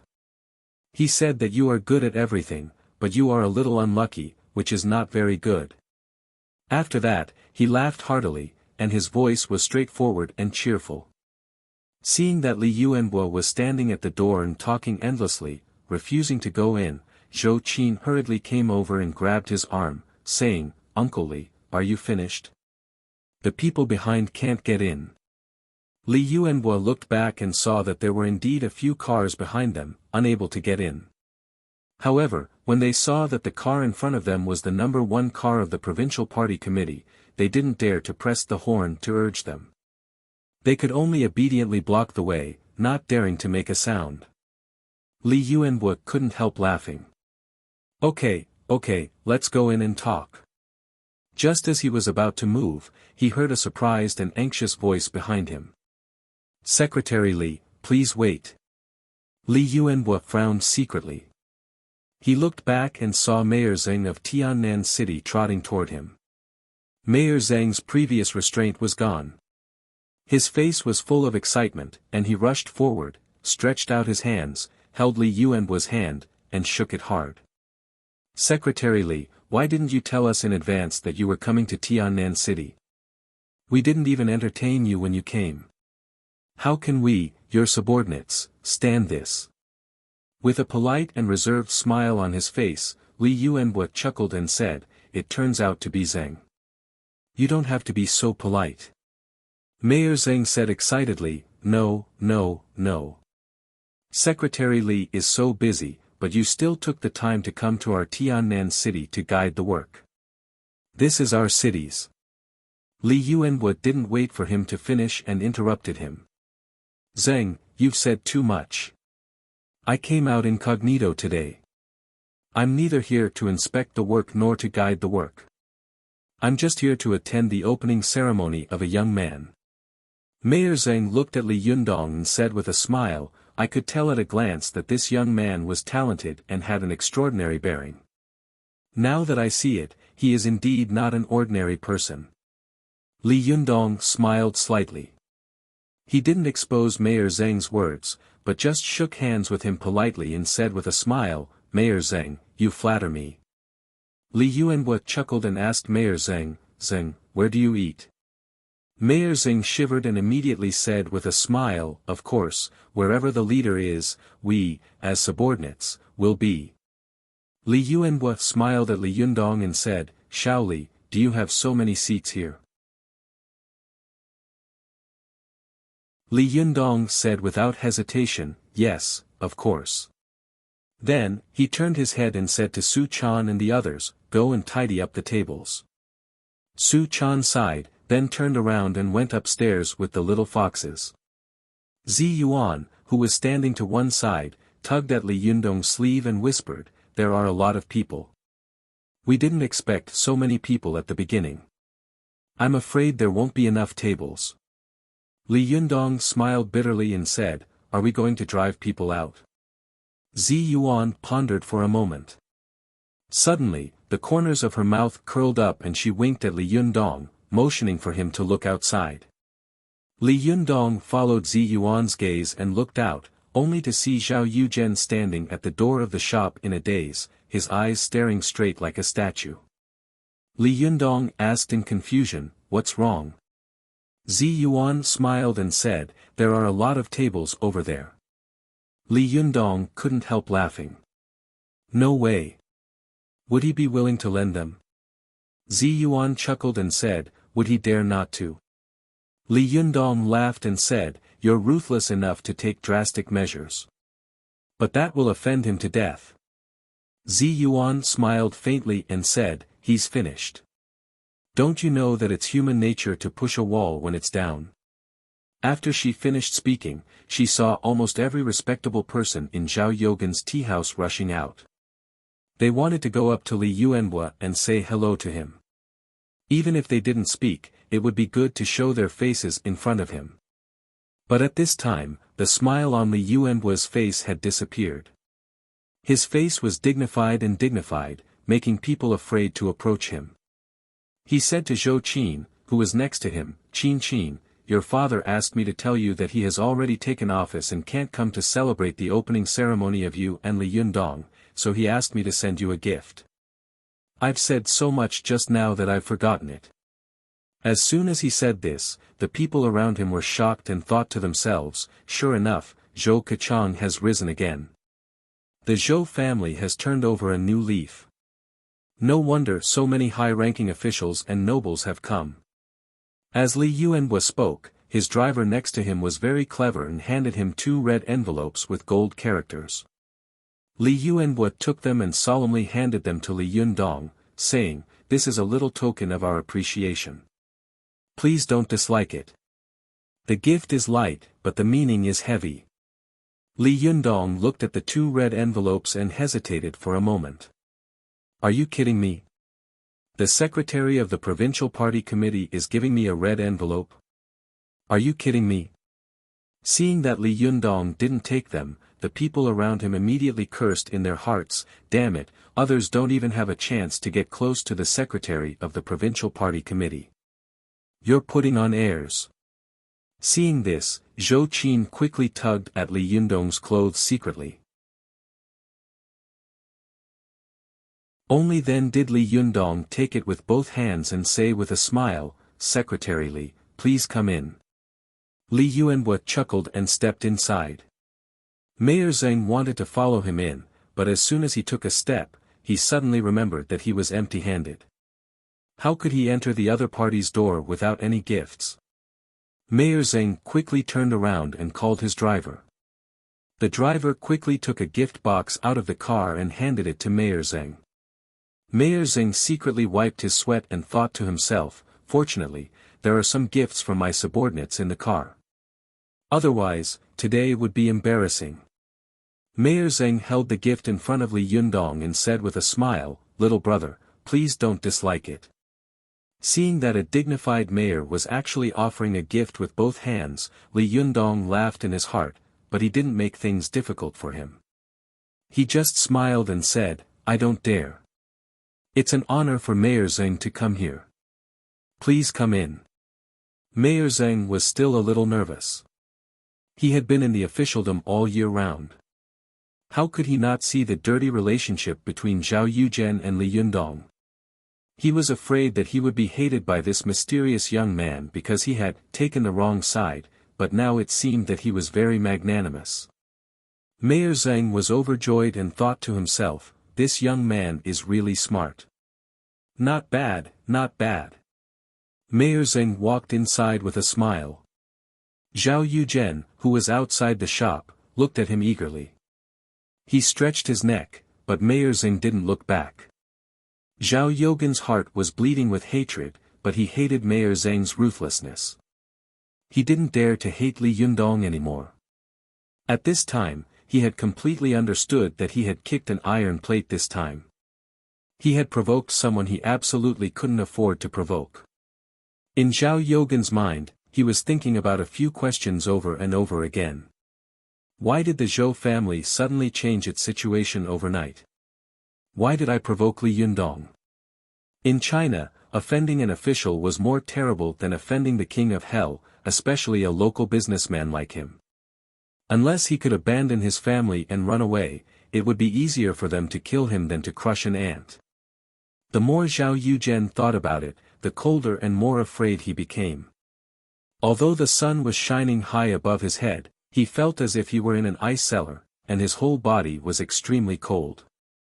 Behind him, the beauties in Cheongsams who had witnessed everything looked at Zhao Yogan's somewhat miserable back and sighed to themselves. Some of them looked back at the deserted tea house, and then at the tea house across the street, which was full of guests. They all sighed to themselves, the ups and downs are too fast. At this time, Li Yundong suddenly glanced at the tea house across the street and then at Zhao Yuzhen. He suddenly smiled at Zi Yuan and said in a low voice, "You're right." Zi Yuan was also busy greeting the endless stream of guests. She asked in confusion, "What's wrong?" Li Yundong smiled slightly and said, "I watched him build a vermilion building, entertain guests, and watch his building collapse." Only then did Zi Yuan understand that Li Yundong was talking about Zhao Yuzhen across from her. She smiled meaningfully and didn't say anything. Li Yundong sighed and said, "Look at his upstairs full of guests, look at his front door. What is retribution? This is retribution. See."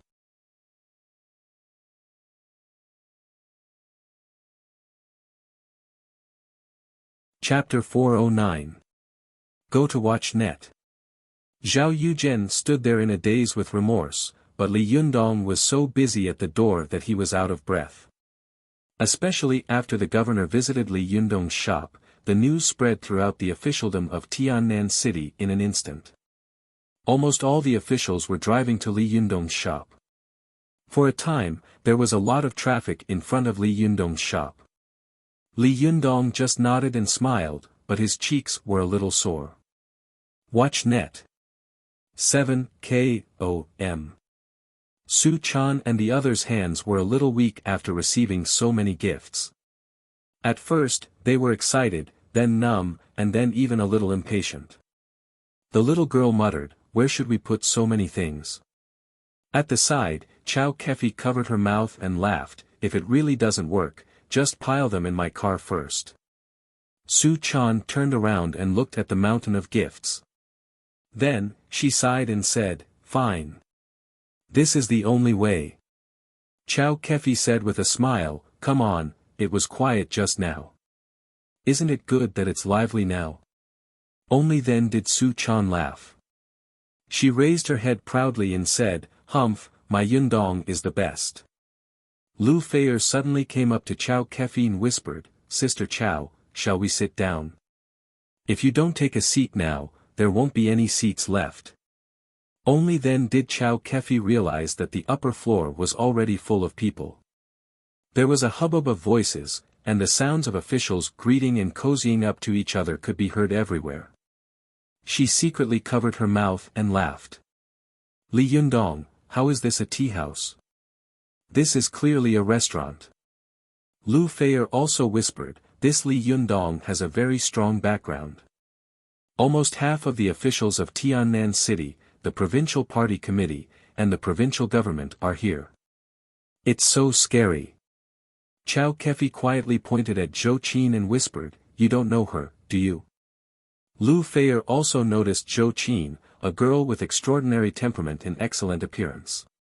Especially when Li Yuanhua talked to her just now, it made people feel awe of her identity. Lu Feier whispered, "The son of an official?" Chow Kefi nodded slightly and whispered, "Do you remember the girl I told you about who jumped off a building for a boy?" Lu Feier's eyes lit up. "Ah. Could it be her?" Chow Kefi whispered, "Of course." Lu Feier asked curiously, "Didn't you say she was paralyzed? Why does she look fine to me now? Moreover, I always feel that she is different from ordinary people. She seems to be someone who has practiced martial arts. Her eyes are sharp, and she stands like a pine tree. The expression on Chow Kefi's face faded a little, and there was a flash of sadness in her eyes. She said softly, I don't know what happened after that, but I think it should have something to do with Li Yundong. Lu Feier asked in confusion, what does it have to do with him? Chow Kefi laughed and said, did you forget that I told you that he cured my illness? My life was saved by him. Lu Feier giggled and said, so Sister Chow is going to devote herself to me. Chow Kefi's ears turned red and she glared at Lu Feier. Nonsense. Come on, let's go upstairs. I wonder if there are still seats upstairs. The two of them were whispering. At this time, Chow Kefi raised her head and looked upstairs, only to see 3 pairs of eyes staring at her. It was Chow Yi, Zhuang Yiting, and Lu Yuehong. Chow Kefi saw that the 3 of them were staring at her with their eyes wide open and full of shock. She was stunned and smiled politely at them. Then she lowered her head and muttered to herself, these 3 people know me. She felt strange in her heart, but she quickly threw the matter to the back of her mind. At this time, Li Yundong was also busy and shouted to Chow Kefi and the others, President Chow, I won't greet you anymore. You can find a seat for yourselves. Chow Kefi smiled at him and then said hello to Yin Mengfan, hey, President Yin, shall we go upstairs? Yin Mengfan seemed to have just woken up from a dream. She responded and looked at Zhou Qin with a complicated look, then at Li Yundong. Then, she went upstairs with Chow Kefi. As soon as they went upstairs, they saw Li Yuanhua and the others standing in front of a wooden carving on the 2nd floor with their hands clasped behind their backs, praising it and commenting on it. Not bad. The knife is vigorous and powerful, and the knife technique is elegant and otherworldly. It's a good foundation. Li Yuanhua kept nodding, his face full of admiration. Chow Kefi, Yin Mengfan, and Lu Feier also glanced at it from the side. They saw that it was a piece of catalpa wood that was nearly 2 meters long and about 2 feet wide. It was carved with a picture of the 8 immortals crossing the sea. The relief on it was vivid and lifelike, as if the 8 immortals would walk down from the wood carving in the next second. Chow Kefi and the others were all knowledgeable people. Their eyes immediately lit up and they praised, good, it's really a wonderful work. Lu Feier asked curiously, which master did this? It's so beautiful. At this time, Wan Hongling, who was busy upstairs, heard them and said proudly, it was carved by my Shiji. Your Shiji?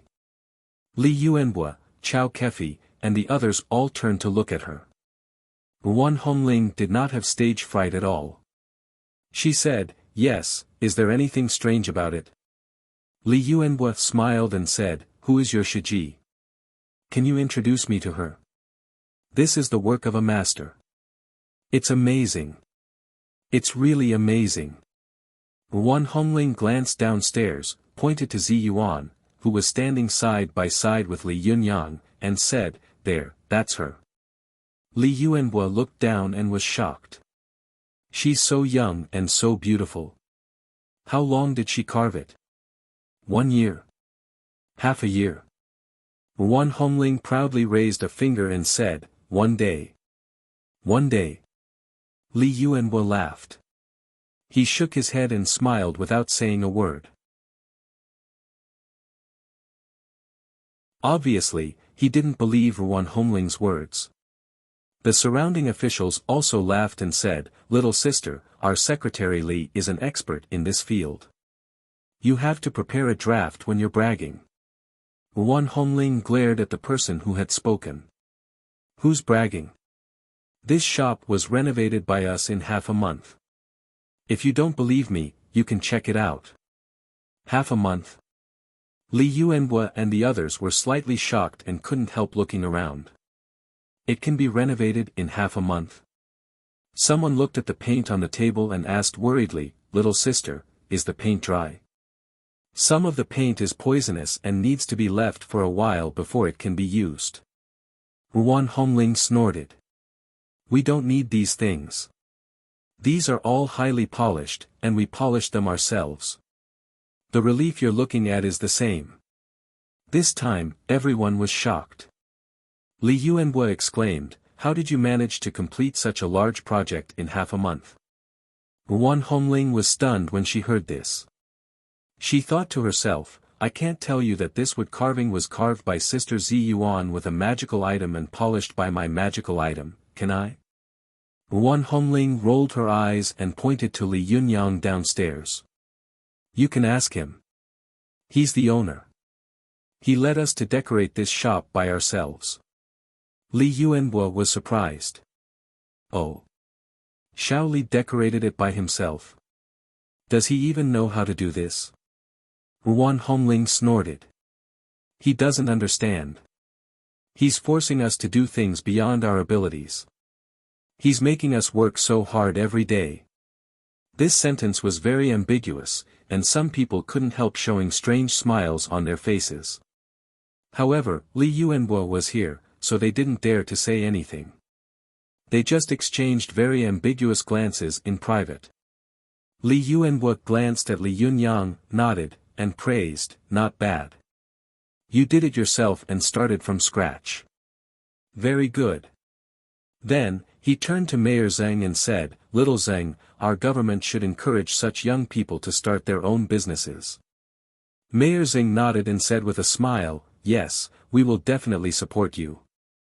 Lu Feier looked around at the exquisite workmanship, antique tables, and chairs, as well as the layout of the shop. She whispered to Chao Kefi, "Sister Chao, I now believe that Li Yunyang is a little bit tall." Chao Kefi pursed her lips and smiled. "More than a little."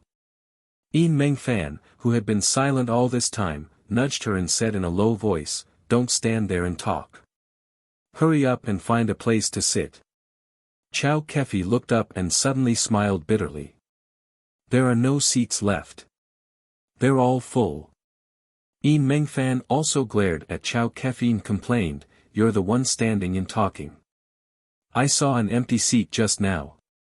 Lu Feier stuck out her tongue and said in a low voice, "Let's go downstairs and sit down. There are all officials here. It feels so awkward, and some of them are looking at me with dirty eyes. It makes me so uncomfortable." The three beautiful women discussed for a while and then went back downstairs. When they went downstairs, they saw a young man with a camera in his hand saying to a round-faced beauty, "Nana, don't be like this. We are colleagues. Do me a favor." The round-faced beauty was Feng Na. She said to Han Lin in a lukewarm tone, "Han Lin, just treat people the way you talked to them just now. This is the karma you sowed. I can't help you." Han Lin's face changed. He knew that he had offended Li Yundong before. If he went forward rashly, he would definitely not get any benefits. However, if he didn't film the governor, he would definitely be scolded by his father when he went back. He was unwilling to leave, so he stood at the door, his eyes flickering. At this time, Chao Kefi and the others came down. She walked up to Li Yundong, glanced at Han Lin, and asked, "Who is this person?" "A reporter." Li Yundong glanced at Han Lin and the dejected hostess beside him and said lightly, "I don't know him." Chao Kefi nodded and didn't ask any more questions. She said, "Hey, there are no seats upstairs. Let's sit downstairs." Li Yundong smiled and said, "Okay, but there are not many seats downstairs. We didn't expect so many people to come at that time, so we didn't arrange so many tables and chairs." Chao Kefi smiled and said, "Isn't it better to be bustling? It's better than being deserted, right?" As she said this, she pointed to the tea house of Zhao opposite and sighed. "Look, there are still red flowers hanging on the plaque, but there is almost no one in the building. How desolate and desolate." Chao Kefi didn't know about the dirty relationship between Li Yundong and Zhao Yuzhen. Her words were unintentional, but Li Yundong and the others were listening attentively. Li Yundong and Zi Yuan looked at each other and smiled. There was a tacit understanding between them. Zhou Qin, who was standing to one side, suddenly sneered and said, "There must be more guests coming later. These tables and chairs are probably not enough. I'll go to the opposite side and borrow some." At this time, Su Chan was coming down from upstairs. The little girl, who wanted to see the world in chaos, had long hated this disgusting guy opposite her. When she heard Zhou Qin's words, she immediately jumped over with joy, clapped her hands, and said with a smile, "Okay, I'll help you get them." Zhou Qin was encouraged by Su Chan. Without waiting for Li Yundong to agree, she turned around and left. Even when Li Yundong called her from behind, she pretended not to hear him. Su Chan, who had caught up with her, took her arm and asked in a low voice in confusion, "Sister Zhou Qin, Yundong is calling you. Why are you ignoring him?" Zhou Qin tilted her head and said to Su Chan with a smile, "Master is the most soft-hearted. He must have wanted to punish this guy for a long time, but there are so many people here, so it's not convenient for him to say anything. So as long as I turn around, I won't be able to help him vent his anger." Su Chan suddenly understood. She giggled and said, "You're right. We'll empty his shop later." Zhou Qin pursed her lips and smiled. "We won't empty it. We have no place to put it. Just teach him a lesson." While they were talking, the two of them had already walked into Zhao Yogan's tea house. They walked to the door and went straight in, as if they hadn't seen Zhao Yujian at all. When they saw the tables and chairs, they moved them up. Both of them were cultivators and had great strength. It was easy for them to hold a heavy mahogany table with one hand. The beautiful women in Cheongsam in the tea house were stunned. When they reached the door, a beautiful woman chased after them and said, "Hey, what are you doing? This is ours." Zhou Qin didn't even look at her. She just squinted at Zhao Yujian and said coldly, "Mr. Zhao, we don't have enough tables and chairs. We want to borrow some from you. You won't be so stingy as to refuse us, will you?" Su Chan also added fuel to the fire. "That's right. Your place is deserted and there aren't many people. It's a waste to leave it empty. Why don't you let us use it?" Zhou Qin gave Su Chan an appreciative look, and Su Chan also gave Zhou Qin a thumbs up in return. The two girls winked at each other and completely ignored Zhao Yujian. Zhao Yogan's face turned blue and red. He wanted to say no, but he really didn't have the confidence to do so. He swallowed hard, squeezed out a smile, and said bitterly, "It doesn't matter. You can take it." Humph. Zhou Qin and Su Chan raised their heads at the same time and arrogantly carried the tables and chairs back, as if they were generals returning to the court with their spoils of war. Li Jiandong and Zi Yuan looked at the two of them. One smiled bitterly, while the other chuckled. They were both speechless. Feng Na burst out laughing and gave Zhou Qin and Su Chan a big thumbs up. "Brilliant, really brilliant," she said. "This move is too ruthless and arrogant. But I like it. Who told this guy to be so arrogant and annoying before? He actually ran to Li Jiandong and said that kind of thing. Bah, why don't you look in the mirror and see what kind of virtue you have?" However, Li Jiandong deliberately kept a straight face and pretended to be angry. "Don't you know that you are taking advantage of others' difficulties? They are already miserable enough. The guests who came to support us have temporarily changed sides. Why do you have to sprinkle salt on their wounds?" Most of the people downstairs had seen how Zhao Yujian had humiliated Li Jiandong with their own eyes. They looked at each other, as if they didn't understand why Li Jiandong was speaking up for Zhao Yujian. While they were wondering, Li Jiandong's face suddenly relaxed. He said slowly, "Although I despise this kind of behavior, as a bystander, I still feel very good watching it." At the end of his sentence, he burst out laughing.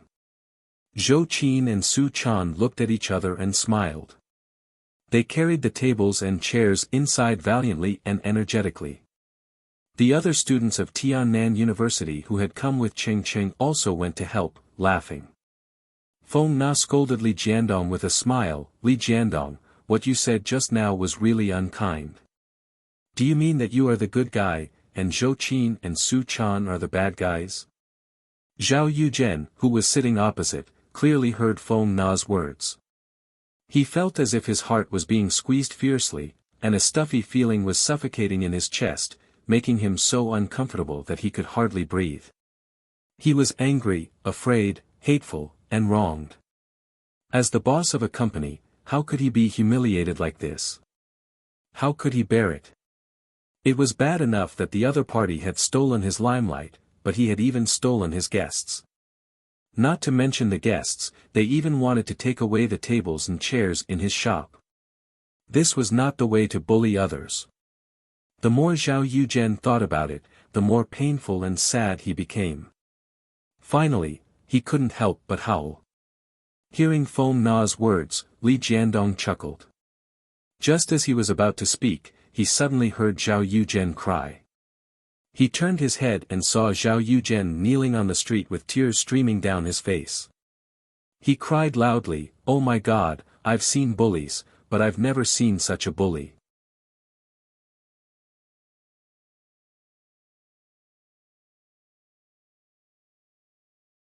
Chapter 410. Go to watch net. In Zhao Yogan's opinion, Li Yundong was just a poor student who had raised some money to open such a shop. As long as he casually played with him, it wouldn't take long for this annoying boy to collapse and go bankrupt. Zhao Yuzhen was afraid that Li Yundong would break down and go bankrupt. Go to watch net. 7 KOM.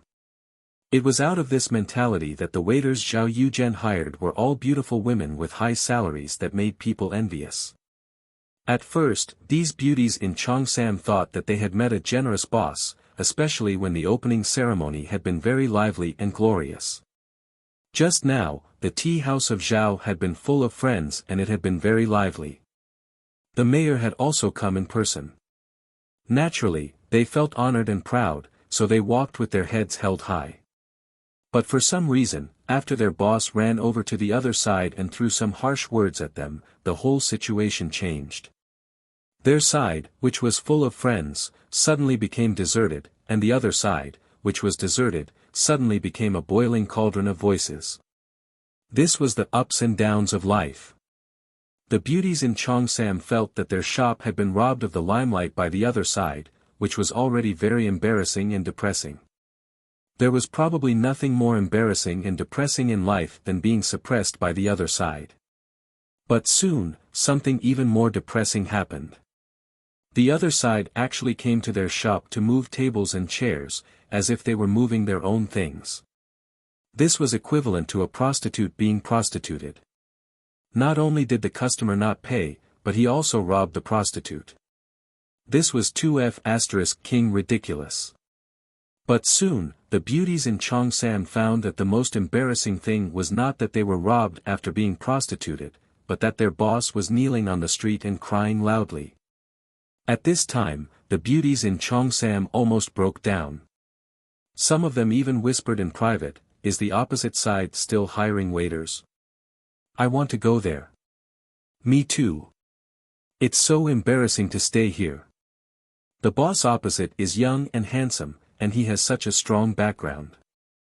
Alas, I'm willing to pay for it." Pay for it? Wake up, look at how many beauties there are around him. You won't get your turn even if you queue for 100 years. These beauties in Cheongsams were secretly pointing at Zhao Yuzhen behind him. Li Yundong and the others on the opposite side were also looking at Zhao Yuzhen and whispering. Li Yunyang looked at Zhao Yuzhen and suddenly frowned. He said in a low voice, "Have we gone too far? Too much?" Feng Na snorted. This kind of people bully others when they're in power, and pretend to be pitiful when they're out of power. Humph, if you ask me, it's not too much at all. All I did was move 2 tables and chairs. If it were me, I would empty his shop. Then tear down his building. Her sidekick, Cheng Cheng, nodded vigorously. Yes, yes, yes. Good idea. Li Yundong smiled and said, you two guys are really enjoying the show.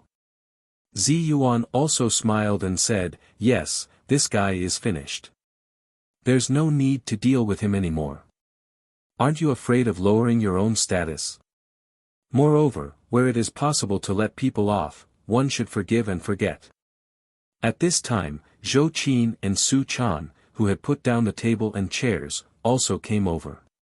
The little girl clapped her hands and snorted. Are you going to let him go just like that? He got off lightly.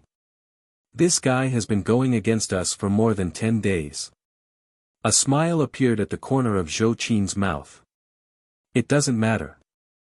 There will be plenty of opportunities to deal with him in the future. It's good to let him play with him slowly. Li Yundong looked at her helplessly and said, is this your true colors? Zhou Qin smiled slightly, lifted her long black hair, and said lightly, I just want some people to know that whoever wants to bully us must pay the price. Master, if it's not convenient for you to do something, then let me do it. Li Yundong shook his head with a wry smile. He opened his mouth and was about to speak when Feng Na, who was beside him, persuaded, oh, hurry up and let President Chao and the others sit down. They've been waiting for a long time. Only then did Li Yundong find that Chao Kefi, Yin Mengfan, and Lu Feier were looking at them in shock. Li Yundong quickly smiled and said, President Chao, you can sit anywhere you want. As he spoke, Li Yundong pointed to the tables and chairs that Zhou Qin and Su Chan had brought back and said with a smile, would you like to sit here? Chao Kefi quickly waved her hand and said with a smile, no, no, these are your trophies. We can't sit here. She pulled Lu Feier and Yin Mengfan to a table next to them and sat down. Li Yundong smiled and didn't insist. After a while, the upper and lower floors were full of people. Zi Yuan whispered to Li Yundong, can we start the opening ceremony? Li Yundong nodded and said, okay. Zhou Qin also said, then let's invite Uncle Li to cut the ribbon for us. Li Yundong asked curiously, did we prepare for this? Zhou Qin also smiled and said, it's temporary. It just so happens that there are red silk and satin in the store that hasn't been used up yet. We can make do with it temporarily. Li Yundong thought for a moment and said to Su Chan, Chaner, you will be the MC. You will be responsible for carrying the plates later. Su Chan blinked her eyes. Carrying what plates? Li Yundong smiled and scratched the tip of her nose. Nonsense, didn't you see how they did it at the beginning? Can't you do the same? Su Chan suddenly understood. She giggled and said, I see, then I will go and prepare. Li Yundong patted her head intimately and said, don't make any mistakes. Su Chan answered obediently, I know. After that, she turned around and ran into the storage room of the tea house. Li Yundong then said to Zhou Qin, you, Feng Na, and Cheng Cheng go and prepare the red silk. I will invite Secretary Li down later. Zhou Qin nodded to Feng Na and Cheng Cheng, then turned around and left. Li Yundong smiled and said to the other students who had accompanied Cheng Cheng, everyone, take your seats. Don't stand at the door with me. If you don't know better, you will think that you are my bodyguards. The students of Tiannan University laughed and sat down on the first floor one after another. After Li Yundong made arrangements, he whispered to Zi Yuan, will you cut the ribbon with me later? Zi Yuan asked curiously, why did you suddenly make such an arrangement? Li Yundong smiled and said, if it weren't for you, this tea house wouldn't have been able to open at all. According to the shares, you have at least 35% of the shares, I also have 35%, and the others will share the remaining 30%. She shook her head and refused, saying, Li Yundong, since you also know that this 100% is a whole, then you shouldn't say such a thing. If any one of them is missing, it will be incomplete. Think about it, when we are competing with others in the tea art competition, will it be okay without Su Chan? Will it be okay without Hongling? If I am the only one cutting the ribbon, they will have their own thoughts even if they don't say it. Li Yundong was silent for a long time. He sighed softly and said, Zi Yuan, it's just that it's difficult for you. Zi Yuan smiled faintly. How can it be difficult? That's not what I want. What's more, you are the only man among us. It's naturally best for you to come forward on such an occasion. Li Yundong smiled and nodded slightly. Just as he was about to speak, Su Chan suddenly rushed out of the storage room and shouted, Yundong, we only have a pair of scissors. Li Yundong was stunned. Just a pair of scissors? I'm afraid it's not enough, right? Is it too late to buy it now? Su Chan blinked her eyes. I don't think it's too late. Li Yundong thought for a moment and said, find something else to replace it with. A living person can't be suffocated to death by peeing. Su Chan nodded and turned to leave. At this time, Zhou Qin, Feng Na, and the others also took out a red ribbon that was more than 3 meters long. Zhou Qin asked, is this long enough? Li Yundong nodded and said, it's enough. Zhou Qin, go and ask Secretary Li to come down. Let's start cutting the ribbon. Li Yundong said to the little foxes, you guys are responsible for setting off the firecrackers. When the little foxes heard this, they were immediately overjoyed. They ran to the storage room and pulled out a few bundles of firecrackers. Li Yundong said to them, hang them on the roof. Setting off the firecrackers later will be a good sign for good luck. The little foxes all had bright eyes and white teeth, and each of them had bright and kind eyes. Wherever they looked, the souls of men would almost be hooked out of their bodies. They responded in unison, immediately attracting the attention of many people upstairs. They saw 4 young girls each holding a string of firecrackers in their hands. They didn't seem to make any movements, but their figures leaped to the top of the building. After hanging the firecrackers, they landed lightly like swallows. This time, the guests upstairs were dumbfounded. After a while, they let out an earth-shattering cheer, and their palms turned red from clapping. Lu Feier, who was downstairs, widened her eyes and exclaimed, amazing. How can they jump so high? Are they hanging wires? Chao Kefi pursed her lips and said with a smile, where can we hang wires from? Do you think this is a movie? This is real skill. Lu Feier shook her head in disbelief and said, how is that possible? They look younger than me. How could they jump so high? If they could really jump so high, they would have broken several Olympic records. Chao Kefi smiled meaningfully. I didn't believe it before, but since I met Li Yundong, I believe that there are masters in this world. Lu Feier looked at Li Yundong's figure and said suspiciously, is he that high? He doesn't look like a master. At this time, Zhou Qin had invited Li Yuanhua down to cut the ribbon for the opening ceremony of Desanxian. As the owner, Li Yundong stood side by side with Li Yuanhua. Li Yuanhua had been silently observing Li Yundong. He saw that no matter who he met on such a big occasion, Li Yundong's expression didn't change. He was neither servile nor overbearing, and his every move revealed a dignified bearing. His calmness not only surpassed that of his peers, but even many old politicians who were used to great storms were inferior to him. He was secretly surprised and sighed, how did this young man cultivate such a bearing? Amazing, amazing. At this time, Zi Yuan, Zhou Qin, and Feng Na temporarily played the role of ceremonial ladies, holding the red silk on both sides and standing gracefully. When Li Yuanhua saw that the 3 of them were wearing different clothes, he was immediately amused. He said with a smile, are you temporary guests? You're not professional. Zi Yuan smiled slightly, like a breeze caressing her face. Feng Na was a little nervous. How could she dare to answer the words of the secretary of the provincial party committee? Only Zhou Qin said with a smile, Uncle Li, the decoration workers are professional enough, right? But their decoration is not as good as ours. These days, it's about being specialized in many things. Li Yuanhua pointed at Zhou Qin and said with a smile, "Little girl, you have a sharp tongue."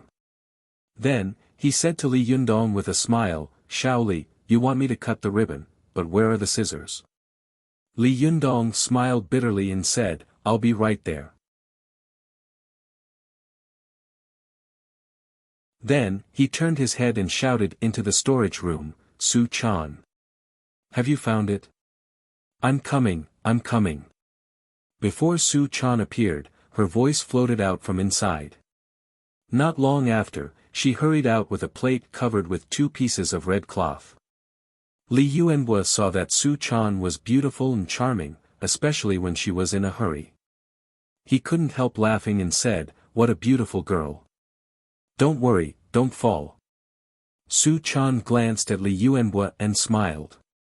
She raised the plate and said, "Secretary Li, please remove the red silk cloth on the right." Li Yuanhua saw that there were 2 pieces of red cloth on the plate. He smiled and said, "Oh, what custom is this?" As he said this, he lifted the red silk cloth and saw a pair of scissors lying inside. He picked it up with a smile. Su Chan brought the plate back to Li Yundong and kept winking at him. Li Yundong felt strange when he saw Su Chan's strange behavior, so he asked in a low voice, "Chaner, what's wrong with you?" Su Chan opened her mouth and was about to speak when she saw Li Yuanhua looking at Li Yundong in confusion. He asked, "Xiao Li, why don't you take off the cloth?" Su Chan immediately shut her mouth, stared at the red cloth, and kept winking at Li Yundong. Li Yundong saw the little girl's behavior and thought that she wanted him to remove the red cloth quickly, so he removed it without saying a word. Once it was removed, it would be terrible. Su Chan suddenly lowered her head with a painful expression, while Li Yundong was dumbfounded and his eyes were wide open. He saw a file lying quietly on the plate. Li Yuanhua, who was standing to one side, saw Li Yundong in a daze. He glanced at him curiously and was immediately stunned. The secretary of the provincial party committee, who had experienced countless storms and seen countless big scenes, was stunned on the spot and couldn't say a word. Li Yundong picked up the 7-inch long file from the plate with trembling hands and stammered, what is this?"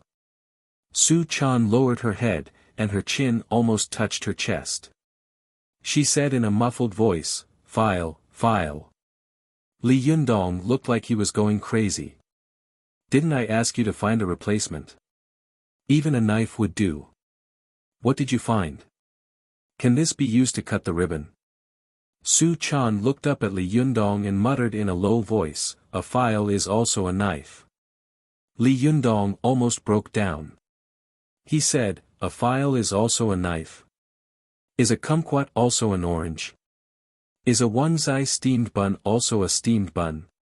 Vote recommendation. Previous page. Return to table of contents. Next page. Error report. If you like, please click here to add Keeping a Fox at Home to your bookshelf, so that you can read the latest chapters and updates of Keeping a Fox at Home in the future. If you have any suggestions or comments on Keeping a Fox at Home, please click here to express your views.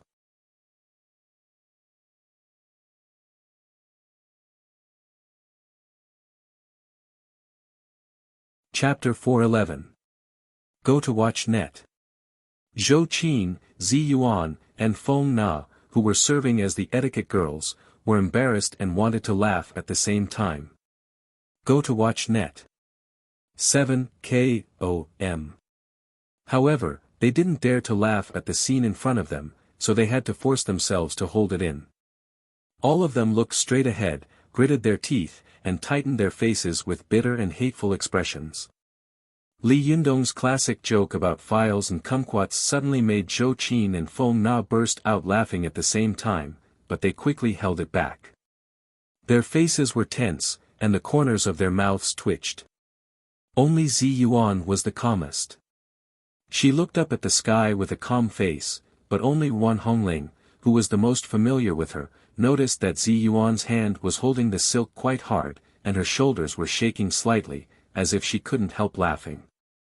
Li Yundong's shout made the girl lower her head. She looked aggrieved and whispered, I can't find anything else to replace it. Who told you to rush me? Li Yundong sucked in a breath of cold air. Well, now it was his fault. Li Yuanhua also tried to hold back his laughter and said, Shaoli, what's the problem? Li Yundong smiled dryly and said, Secretary Li, it's nothing. Let's cut the ribbon as usual. Li Yuanhua pointed to the file in Li Yundong's hand and laughed. I've cut ribbons many times, but this is the first time I've seen someone cut the ribbon with such a thing. Creative, creative. When Li Yundong heard this, he suddenly had an idea. He smiled and said, Secretary Li, do you mind if I show you a little trick? Li Yuanhua asked curiously, a little trick? Shaoli, you can do tricks. Li Yundong smiled and said, of course, a little trick can't enter your eyes. It's just to make you smile. Li Yuanhua laughed and said, then let's see what kind of trick it is. Li Yundong raised the file in his hand and handed it to Li Yuanhua. Secretary Li, take a look. Is this a file? Li Yuanhua immediately laughed. No need to look. It's a file. Li Yundong smiled and said, since it is a file, do you think it can cut this silk? No, no. Li Yuanhua laughed. Li Yundong nodded. Since Mr. Li thinks that it's just a file and can't cut this silk, what do you guys think? With that, he raised the file high in the air and showed it to the people upstairs and downstairs. At this time, the people upstairs and downstairs were looking at him. Someone shouted, it's file, we saw it clearly. Lu Feier also whispered to Chao Kefi, Sister Chao, what's wrong with this guy? What are you trying to do with that file? Chao Kefi gently slapped her hand and stared at Li Yundong. She said in a low voice, don't talk. Pay attention.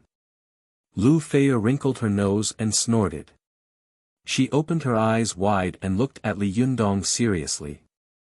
Li Yundong put the file under the red silk in front of everyone and said with a smile, in fact, this file is a peerless sword. As long as I gently pull the red cloth, this file will cut it. Li Yuanhua laughed and said, oh. Is it really that amazing? Su Chan also stared at Li Yundong with her eyes wide open.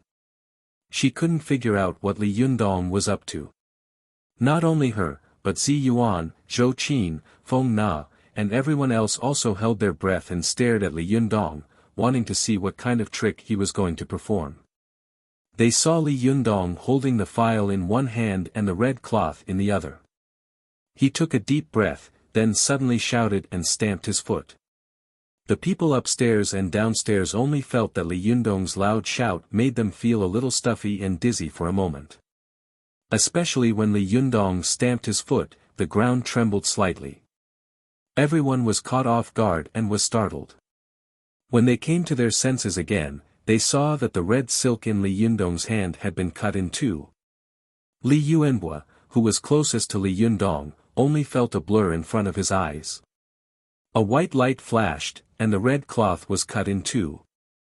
The incision was extremely smooth, and the cut was exactly where the file was.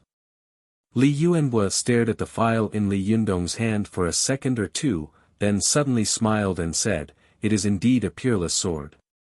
Good, good. At this time, everyone also cheered and nodded secretly. Some of them were cheering for Li Yundong's little trick, while others were cheering for Li Yundong's improvisation. Only Su Chan, Zi Yuan, Wan Hongling, Zhou Qin, and the cultivators of the Fox Zen school understood that Li Yundong had used the moment of shouting and stamping his foot to attract the attention of others. At the same time, he had used the lyoha to cut the red silk in an instant. However, the speed of the lyoha was extremely fast, almost beyond the range that people could see with the naked eye. Others only saw a flash of white light and thought that their eyes were playing tricks on them, but in fact, Li Yundong was skilled and bold. He had actually shown his sword in front of the governor. Zi Yuan saw this and frowned secretly. Her heart was pounding because of Li Yundong. She thought to herself, Li Yundong is really getting bolder and bolder. Last time, he struck Mount Longhu with lightning. This time, he actually played with fire in front of the secretary of the provincial party committee. I really don't know what kind of trouble he will cause next time. Su Chan didn't know the immensity of heaven and earth.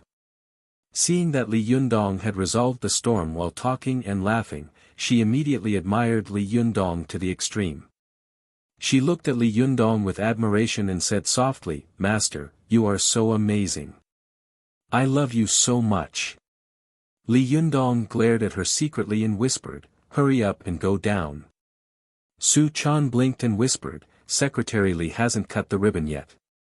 Only then did Li Yundong come to his senses. He smiled at Li Yuanhua and said, "Secretary Li, I was so focused on the magic trick that I forgot to cut the ribbon. I actually cut it before you. I'm really sorry." Li Yuanhua laughed and said, "It doesn't matter. You are the owner, so I can't steal the show, can I?" As he said this, he casually cut the red silk in half with a pair of scissors. Seeing that the two of them had finished cutting the ribbon, everyone applauded at the same time and celebrated. At this time, Su Chan quickly put away the red silk, then made a face at Li Yundong and quickly ran into the storage room. Li Yundong looked at the little girl helplessly and shook his head secretly. He thought to himself, "This girl is really unruly. She actually came up with such a trick at this time. Fortunately, I reacted quickly, or I would have made a fool of myself." While he was thinking, Li Yuanhua smiled and said to Li Yundong, "Shaoli, can you give me the peerless sword in your hand?" Li Yundong smiled and said, "Of course." As he said this, he handed it over with both hands. After taking the file, Li Yuanhua played with it for a while and said with a smile, "Interesting, really interesting." Li Yundong was a little puzzled. What hasn't Secretary Li seen before? Why is he so interested in this small file? Li Yuanhua played with the file for a while, then suddenly said to Li Yundong, "By the way, I still don't know the name of your shop. Where is the plaque of your shop? It hasn't hung up yet, has it?" Li Yundong smiled and said, "I was just about to ask Secretary Li to unveil the plaque." Li Yuanhua also smiled and said, "I've touched all the good things. You can't speak ill of an old man like me behind my back." Li Yundong saw that as a senior official of the provincial party committee, Li Yuanhua didn't put on any airs at all. He was humorous and amiable. He was secretly surprised and didn't say anything for a while. Zhou Qin smiled and said, "Uncle Li, it's what we want for you to unveil the plaque. Don't talk so much. Hurry up and unveil the plaque. We've been waiting for so long." Li Yuanhua smiled and said, "Okay, then I won't waste any more time." As he said this, he smiled at Li Yundong and said, "Shaoli, would you like to join us?" Li Yundong smiled and said, "Then I'll do as you say." At this time, Wan Hongling and Zi Yuan took the opportunity to take out the plaque. Li Yundong and Li Yuanhua walked to the plaque and opened it together. Li Yuanhua took a closer look and saw 3 big words written on the plaque, Desangxian. Li Yuanhua's eyes suddenly lit up and he shouted, "Good calligraphy, really good calligraphy. Which master wrote it?" Li Yundong smiled and pointed to Zi Yuan beside him, saying, "This is the work of Zi Yuan, the second owner of Desangxian." Li Yuanhua looked at Zi Yuan in shock and cried out involuntarily, "The 8 immortals painting upstairs was also carved by you?" Zi Yuan smiled faintly and said, "Yes, I did."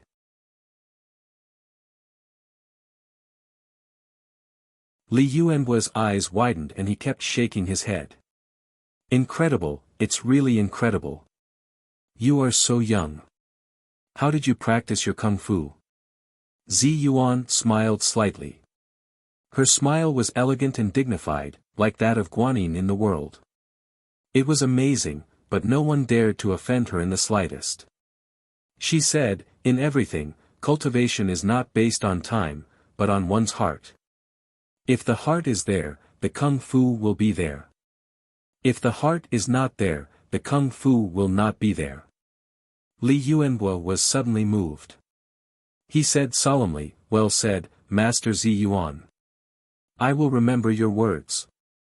As he said this, he turned his head and said to Li Yundong, "Shao Li, I didn't expect to see an immortal here today. I didn't come in vain." Li Yundong asked knowingly, "Where are the immortals?" Li Yuanbo laughed and pointed to Zi Yuan. "Isn't this it? A celestial appearance, celestial calligraphy, and celestial paintings. If this isn't a living celestial, then what is it?" Zhou Qin, who was standing to one side, knew that Li Yuanbo was very shrewd and didn't praise people easily. At this time, he had given Zi Yuan such an evaluation. Obviously, he admired her to the extreme. She secretly admired him, but at the same time, she was a little unconvinced. She was eager to have a try and compete with him in the future. Li Yundong didn't know what Zhou Qin was thinking. He smiled and said, "Secretary Li, please sit inside. I'll hang this plaque up." Li Yuanbo smiled and said, "Okay, hang it up quickly and let me have a look." As he said this, he looked at the people around him and said, "Hurry up and take this plaque upstairs. Do you want to use a ladder or a rope?" As he spoke, he saw that Zi Yuan, Wan Hongling, and Zhou Qin were all standing still. Zhou Qin smiled and said, "Uncle Li, Li Yundong can do it alone." Li Yuanbo glared at her reproachfully and said, "What nonsense are you talking about? This plaque is made of mahogany and is very heavy. I'm afraid it weighs more than 40 kilograms. How can one person carry it up?" As soon as he finished speaking, he saw Li Yundong suddenly grab the plaque with his hand. Then, he shook his arm and slapped the bottom of the plaque with his palm. The plaque flew up and hung right in the middle of the tea house.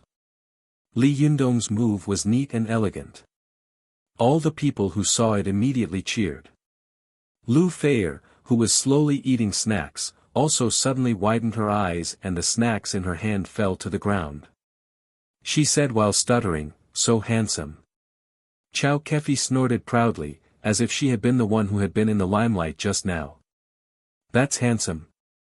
There are more handsome ones behind." Li Yuanbo looked up at the plaque hanging steadily, and then at Li Yundong with a face full of shock. He said, "How did you throw such a heavy plaque up there?" Li Yundong chuckled and said, "It's just a small trick. It's not worth mentioning." A trace of doubt suddenly flashed in Li Yuanbo's eyes, but he quickly suppressed it. He turned around with a smile and wanted to walk into the tea house with Li Yundong. At this time, Han Lin, who had been hiding not far away and filming, suddenly ran over. He said loudly, "Reporter Li, can I do a brief interview with you?" Li Yuanbo frowned secretly and said lightly, "I'm here to attend a friend's celebration today. This kind of thing can't be done, right?" As he said this, he turned around and went into the tea house. Although it was a question, the tone of it was clear that there was no room for negotiation. Although Han Lin was arrogant, he was not a fool. He looked embarrassed and thought to himself, "If I only take pictures without an interview, I will still be scolded when I go back." Han Lin had no choice but to turn around and say to Li Yundong in a low voice, "Boss Li, I didn't recognize you just now and offended you. Please don't take it to heart. Can I do an interview with you? It's very short, just 1 minute." Li Yundong smiled slightly and asked, "Who are you?" Seeing that Li Yundong didn't seem to want to embarrass him, Han Lin was overjoyed and said, "I." But Li Yundong only waited for him to say one word before he raised his palm and said, "I'm sorry, I can't remember it even if you say it. Please." After that, he turned around and left. Han Lin's face suddenly turned red. He stood there alone, panting heavily. After a long time, he gritted his teeth and left bitterly. Li Yundong went upstairs and settled everyone down. Only then did he breathe a sigh of relief. He secretly wiped his sweat and thought to himself, everything should be fine now, right? I have to accompany these officials carefully all the time. It's really difficult to serve them. It's so painful. While he was thinking, he suddenly saw Su Chan running up with a frightened and nervous face. When Li Yundong saw her, he immediately smiled bitterly and said, "Madam, what's wrong with you again?" Su Chan hurriedly waved her hand, pulled Li Yundong aside, and whispered, "Yundong, bad news." Li Yundong asked curiously, "What's wrong? Look at how scared you are." Su Chan said anxiously, "No, there are 2 more guests." Li Yundong laughed and said, "If there are guests, then there will be more seats. Are there no seats left?" Su Chan stamped her feet and said, "No, no. These 2 people are Zhongling and Zhou Ping." Li Yundong was shocked. The Lady of the Earthly Fire, Zhongling, and her disciple, Zhou Ping. Su Chan nodded her head like a chicken pecking rice. Yes, yes, it's them." Li Yundong took a deep breath and said, "Today is our opening ceremony. What are they doing here? Are they here to make trouble?"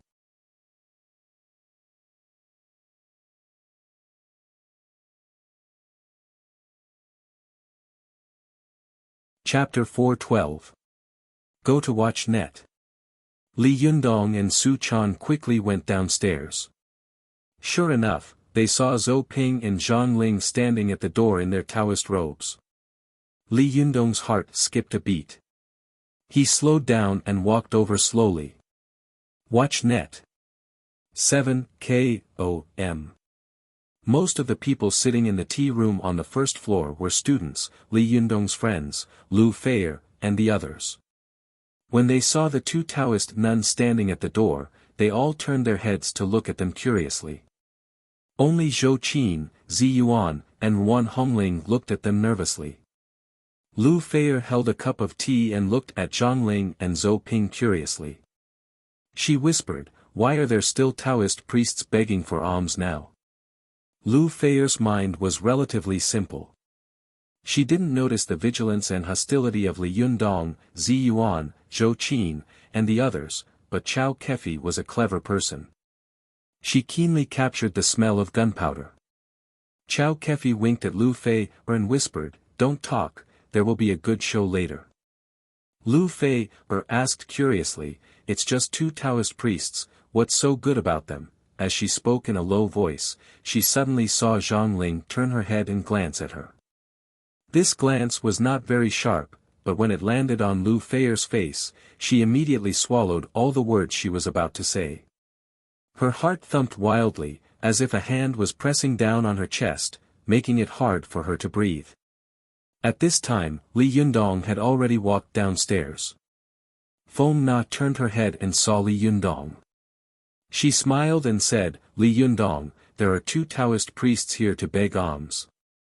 Do you want to?" Li Yundong smiled and said, "They're not here to beg for alms." As he said this, he cupped his hands and said to Zhang Ling and Zhou Ping in a deep voice, "Jinren Zhang, what brings you here today?" Zhou Ping stood to one side and didn't say anything, which was rare. She just stared at Li Yunyang with an unfriendly gaze. Zhang Ling, who was next to her, formed a palm with one hand and said, "Amateus, Jinren Li, how have you been since we parted on Mount Gazao?" Li Yundong also returned the salute and said lightly, "Jinren Zhang, you are still as elegant as ever. I wonder why you have the time to visit my store today." The people around them saw Li Yundong and Zhang Ling saluting and speaking in a genteel manner, just like ancient people. They all felt strange and looked at them curiously. Zhang Ling glanced around faintly and said, "I heard that Jinren Li has opened a tea house. As fellow Taoists, how can I not come to celebrate?" Li Yundong's heart trembled. He cupped his hands and said, "Jinren Zhang, you're too polite. I don't deserve it. It's just that there are so many distinguished guests here. I wonder how Jinren Zhang wants to celebrate." Zhang Ling suddenly smiled and said meaningfully, "Jinren Li, since you dared to show your sword in public just now, you must be very confident in your magic cultivation, right? Li Yundong's eyes narrowed slightly, but he soon smiled and pretended to be stupid. What do you mean by showing your sword in public? Daoist Zhang's words sound really strange. Zhou Ping, who was standing to one side, couldn't help but shout in a low voice, Li Yundong, don't pretend to be confused. Just now, you dared to show your powerful magical weapon in front of the secretary of the provincial party committee. Are you tired of living? Li Yundong glanced at her indifferently. I don't understand what you're saying either. Zhang Ling snorted and also lowered her voice. Generally, it's fine if you play with fire, but don't get us involved. Li Yundong drawled and said, oh. What do you mean? Zhang Ling said coldly, don't use magic in front of secular mortals. This is the iron law of our cultivation world. Don't you know that? Li Yundong smiled slightly and said, is that so? Why do I remember that we can't let secular mortals see us using magic? Besides you, did anyone else notice anything just now? Zhang Ling looked at Li Yundong coldly. Her eyes didn't blink, and her expression was very unfriendly. Li Yundong was also secretly vigilant, and his whole body was covered with qinqi. At this time, Feng Na and the others also noticed that there was something wrong between Zhang Ling and Li Yundong. Although they didn't know what Li Yundong and Zhang Ling had said, they could see that the two of them were about to fight. Feng Na said to Zhou Qin nervously, hey, what's going on? Are these two Taoist priests looking for trouble? Hurry up and call the police. Zhou Qin was even more nervous than Feng Na, but after all, she was the daughter of a rich family and had seen many big scenes. She said calmly in a low voice, it's okay. With Li Yundong here, nothing will happen. At this time, Lu Feier also grabbed Chao Kefi's arm and said with some fear that the world would not be in chaos, hey, sure enough, it seems that they are going to fight. Wow, as a master, you won't even hit a woman, will you? Chao Kefi's expression was strange. Although she felt uncomfortable in her heart, she still defended Li Yundong and said, Li Yundong is not such a person. However, you have to know that some women in this world really deserve a beating. At this time, Yin Mengfan, who was standing to one side, turned around and glared at them. Don't be so noisy. I can't hear them. The two women immediately shut up and continued to look at Li Yundong and the others with great interest. Zhang Ling stared at Li Yundong for a long time. Suddenly, she burst out laughing and said, Zhenren Li is really skilled and bold. Good, I admire you.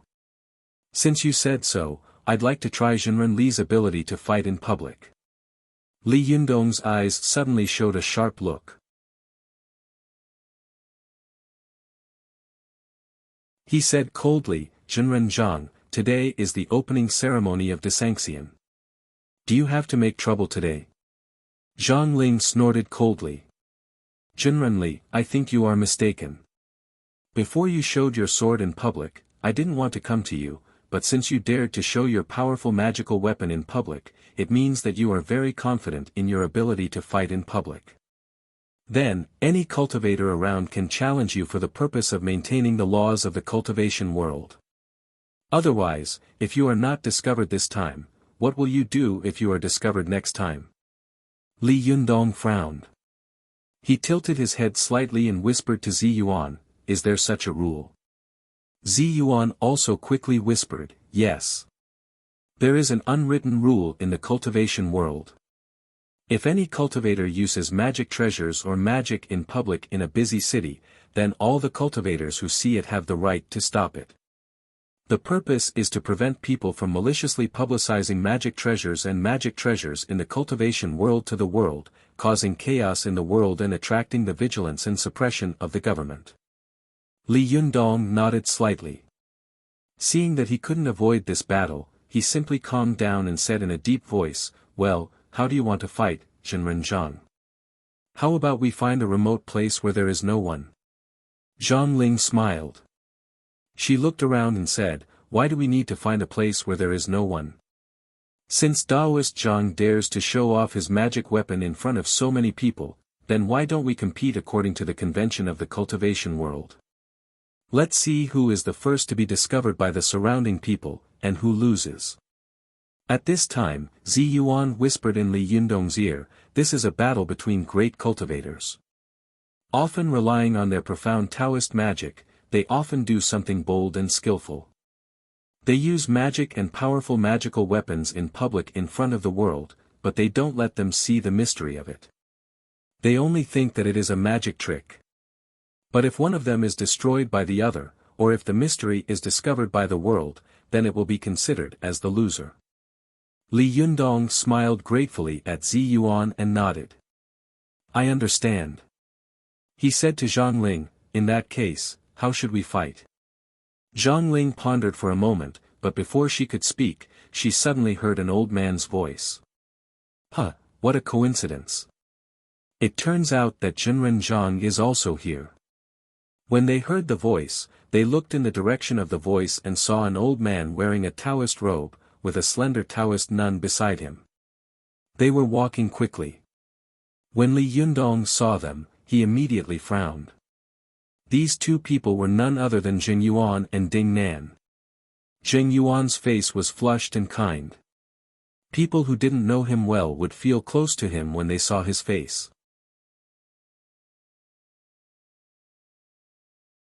Ding Nan, who was next to him, was wearing a Taoist robe for the first time.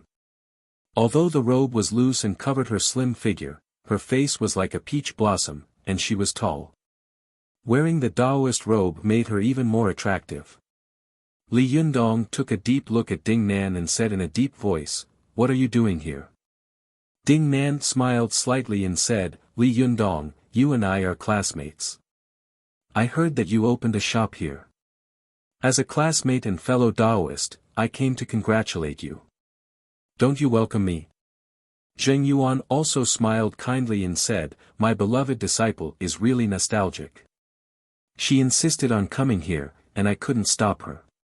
"Jinren Li, you can't be so unreasonable, can you?" Li Yundong snorted. Just as he was about to speak, he heard a surprised voice coming from not far away. "Hey, Leader Zheng, you're here too."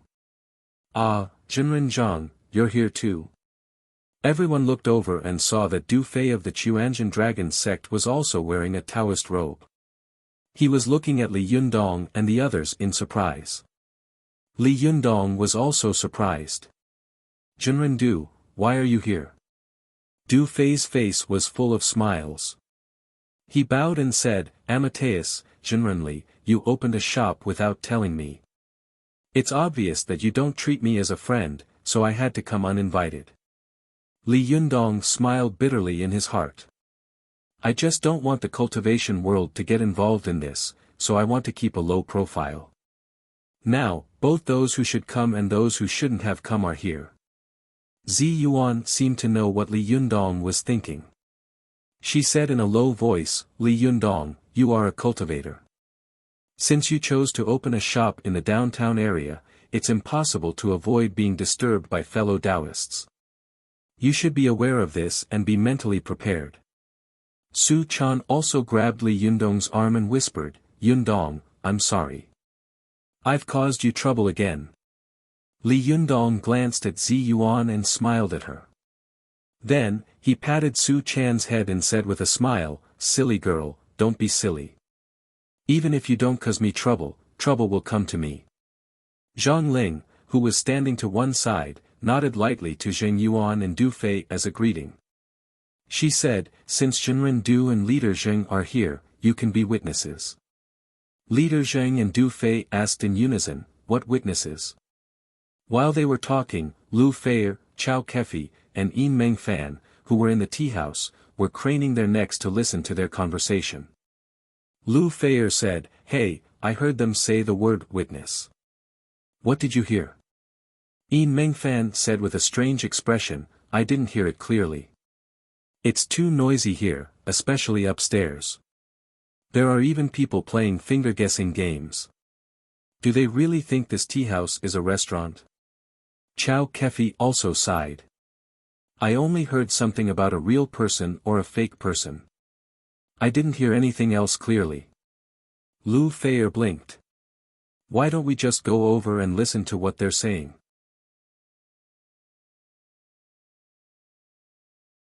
Chow Kefi hesitated for a moment. That's not good. Don't you see that they are all Taoist priests? Maybe they have something to do. Lu Feier pouted and said unhappily, it's really annoying. They asked me to see a master, but I didn't see a master. I only saw a group of stinky officials and a group of stinky Taoist priests.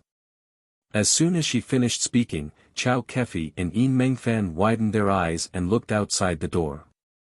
They saw a luxurious Mercedes-Benz slowly driving in. 2 young men and a woman got out of the Mercedes-Benz. The man was handsome, but his eyes were a little lecherous. The woman had a baby face, but her figure was particularly hot and sexy. Yin Mengfan said, isn't that the young master of the Shen family and Shen Hui? Why are they here? When Li Yundong saw the 2 of them, he suddenly felt a headache coming on. He complained to himself, why are these 2 lawless guys here? It's getting more and more lively. Well, a spoiler. The girl on the cover is Su Chan.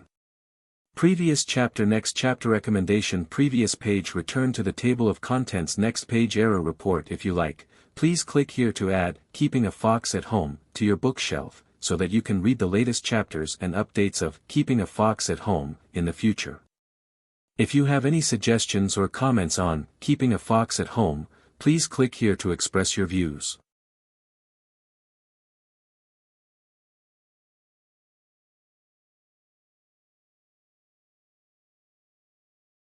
Chapter 413. Go to watch net. Shen Yu and Shen Hui got out of the car. They looked at the tea house of Desangxian and showed disdainful expressions at the same time. However, when an old man behind them got out of the car, they pretended to appreciate and praise it at the same time and kept nodding and commenting. Go to watch net.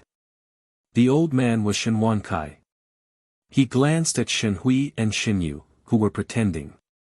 He snorted and said, stop pretending. Can you 2 idiots understand the mystery of calligraphy? Shen Yu snorted and turned his head away, looking disapproving. However, Shen Hui stamped her feet angrily and said to Shen Wankai, Old master, how can you say that to me in front of so many people? Shen Wankai snorted and said, what else can I say? Look at him. He started from scratch at such a young age, and look at yourself. What else can you do except cause trouble all day long?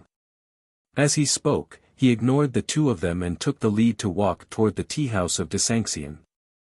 Shen Hui was so angry that she gritted her teeth and glared at Li Yundong as if she were looking at an enemy. Shen Yu, who was beside her, suddenly came over and said with a smile, little sister, why don't we go together? Shen Hui immediately turned her head and shouted at him, get out of here. Who wants to go with you? As she said this, she immediately chased after Shen Wankai. Shen Yu's face was extremely ugly. He stood there for a while with a gloomy expression, then followed her. Shen Wankai glanced around quickly. When he saw Zi Yuan and Li Yundong, he immediately laughed and greeted them happily. He said to Zi Yuan, Miss Zi Yuan, last time we parted in Dongwu City, I was in such a hurry that I didn't have time to say a few words to you. This time, I heard that you opened a tea house in Tiannan City, so I came uninvited to pay my respects. Zi Yuan smiled slightly, turned sideways, spread out her palm, pointed at Li Yundong, and said, it's not me who opened the tea shop. The owner is Li Yundong. Mr. Shen should congratulate him. Shen Wankai chuckled. He looked at Zi Yuan meaningfully and then at Li Yundong. He said, congratulations. Child Li is young and promising. At such a young age, you have opened an extraordinary tea house. Amazing, amazing.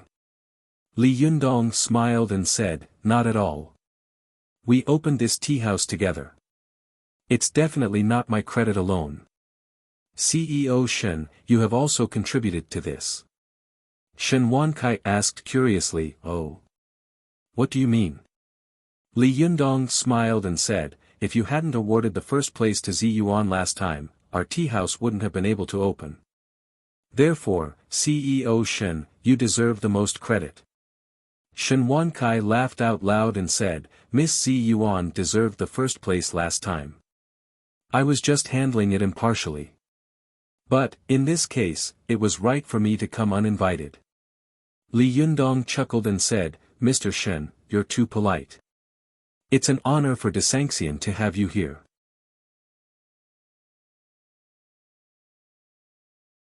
Please come in. Chen Wankai looked at Zhongling and the others beside Li Yunyang with a smile.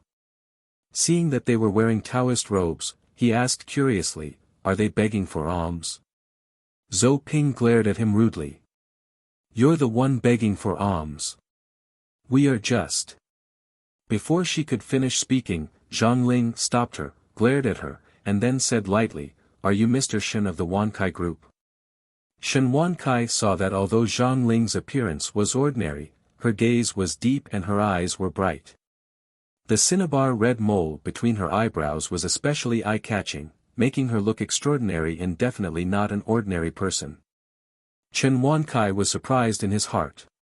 He asked, I'm Chen Wankai. May I ask who you are? Zhongling smiled faintly and said, it doesn't matter who I am, but I heard that you are not only a business genius, but also an elegant person, so I want to ask you to be a notary. How about that? Chen Wankai asked curiously, what notary? Zhongling pointed at Li Yundong and said, Jinren and I have agreed to perform a few small tricks, so I want to ask you to be a notary to see who wins and who loses. Chen Wankai asked curiously, small tricks? Jinren. He looked at Li Yundong and said with a smile, is Child Li also a cultivator? Li Yundong cupped his hands in obeisance and said with a smile, sorry to make you laugh, Mr. Shen. Chen Wankai laughed and corrected himself. I was wondering why Jinren looked so extraordinary and didn't look like an ordinary person. It turns out that he is a member of the Taoist sect. He turned to look at Zi Yuan and said, so Miss Zi Yuan is also a Taoist? Zi Yuan bowed and said, yes.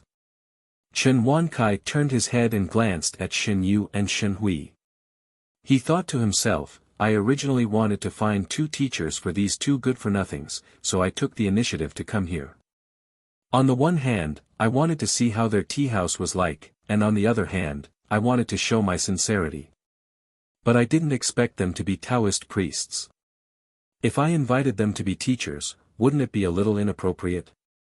Chen Wankai thought quickly, but he soon thought, since I'm here, I might as well take things as they come. It's good to see them perform some small tricks. He just didn't know if the tea ceremony last time was also a magic trick.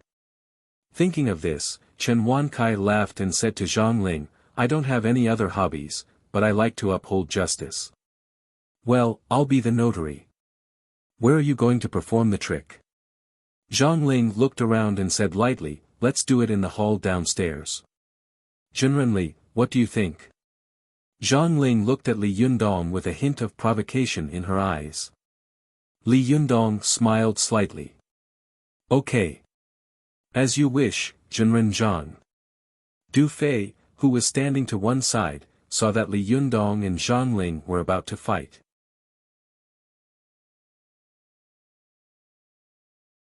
He frowned secretly, then suddenly smiled and said, Jinren, I'll also be a witness.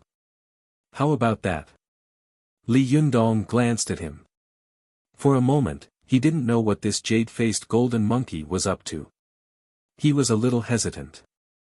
Just as he was hesitating, he saw Du Fei turn around and say to him in a low voice, Jinren Zhang is good at 19 kinds of great shintong and 43 kinds of small shintong. Jinren, be careful, especially her 5 ghosts technique and the fairy descending to the world. Zi Yuan also sent a voice transmission to Li Yundong. Although the Chuanjin Dragon sect and the Zhengyi school are polite on the surface, in fact, they seem to be united but are actually divided. They are secretly competing with each other. Li Yundong, you might as well let Du Fei be a notary. He needs our help now, so he shouldn't be secretly hindering us. Moreover, if Chen Wankai makes a wrong judgment, he can help you correct it. Although Li Yundong secretly wondered what the five ghosts technique and the fairy descending to the world were, he already had an idea in his heart. He smiled and said, well, since Shenren Du is so warm-hearted, I'll have to trouble you. After he finished speaking, Zheng Yuan also smiled and said, in that case, I'll also join in the fun and be a notary. What do you think? Li Yundong frowned and looked at Zheng Yuan unkindly. He didn't say anything, but Zhang Ling pondered for a moment and said, well, since Shenren Du has become a notary, Leader Zheng should also be a notary. Zheng Yuan laughed and said, well, Zhenren Zhang is really straightforward. I wonder what trick Zhenren Zhang and Zhenren Li are going to compete in the first round. Zhang Ling said lightly, there are too many people here, so I can't show it. Let's play a little trick. As she said this, she said to Li Yundong, Zhenren Li, please bring a table, a teacup, and an opaque cover. Li Yundong turned his head and was about to give an order to Su Chan, but he saw that the little girl had already run to the opposite side and moved another table over. Zhou Qin turned around and took a teacup and a large teapot from the storage room. At this time, everyone upstairs and downstairs noticed the movement below. Some of them were curious, so they went to the railing on the second floor and looked down. Li Yuanhua and the others were sitting next to the railing, drinking tea while watching the movement downstairs. Mayor Zheng of Tiannan City laughed and said, there are actually tricks to watch. Xiao Li's opening ceremony is a bit original. Not bad, not bad. Young people nowadays are creative and promising. Although Mayor Zheng was joking, he was actually secretly trying to get close to Li Yuanhua. As a person who had been in politics for a long time, he could certainly see that Li Yuanhua was close to Zhou Qin, and he could also see that Zhou Qin was close to Li Yundong.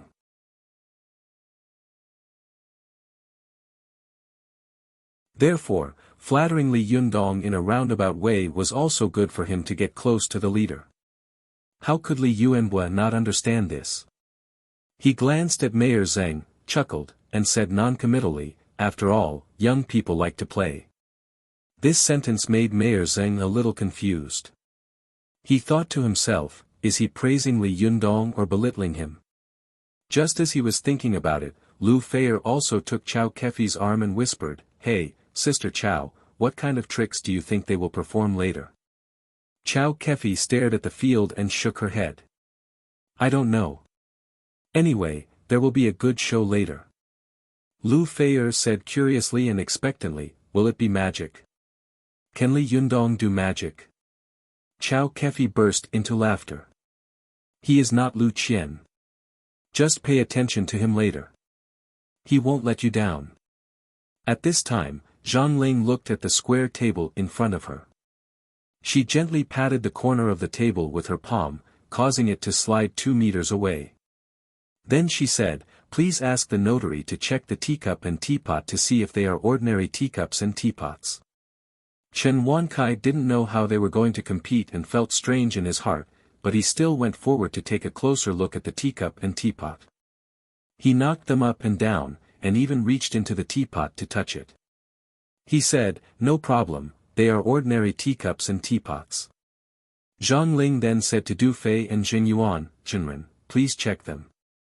Du Fei smiled and said, no need. Zheng Yuan also laughed. Why do we need to check? Zhang Ling turned her face and said lightly to Li Yundong, Zhenren Li, although this is your tea set, do you want to check it? Li Yundong was full of doubts. Li Yunyang was full of doubts. He didn't know how Zhang Ling was going to fight with him in front of so many people without being noticed. He frowned slightly and said, no, Zhenren Zhang, how do you want to compete, and how do you want to decide the winner? Zhang Ling smiled faintly. As if she was performing a magic trick, a horsetail whisk suddenly appeared in her hand. Then, with a shake of her arm, the horsetail whisk hit the bottom of the tea table with a bang. The teacup on the tea table jumped up, and the lid of the teapot also jumped up. The teacup flipped over, and just as the lid of the teapot jumped up, it fell into the teapot next to it, making a crisp sound. Her kung fu was elegant and beautiful, and it immediately attracted cheers from all over the tea house. Chen Wancai's eyes couldn't help but light up. He was worried that the teacup would fall into the teapot and break, so he went forward and opened the lid of the teapot to take a look. He saw that the teacup had fallen right in the middle of the teapot, without any damage. Chen Wancai immediately raised his head, gave Zhang Ling a thumbs up, and said loudly, "What a good kung fu. I admire you."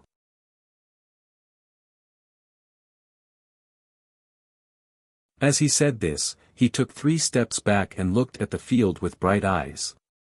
Shen Yu and Shen Hui looked at each other. Although they were very disdainful of Li Yundong, they were young after all, and it was inevitable for them to love fun. Therefore, they looked at the field curiously, wanting to see how Li Yundong and Zhang Ling were going to perform this trick. Previous chapter. Next chapter. Vote recommendation. Previous page. Return to table of contents. Next page. Error report. If you like, please click here to add Raising a Fox at Home to your bookshelf, so that you can read the latest chapters and updates of Raising a Fox at Home in the future. If you have any suggestions or comments on Raising a Fox at Home, please click here to express your personal views.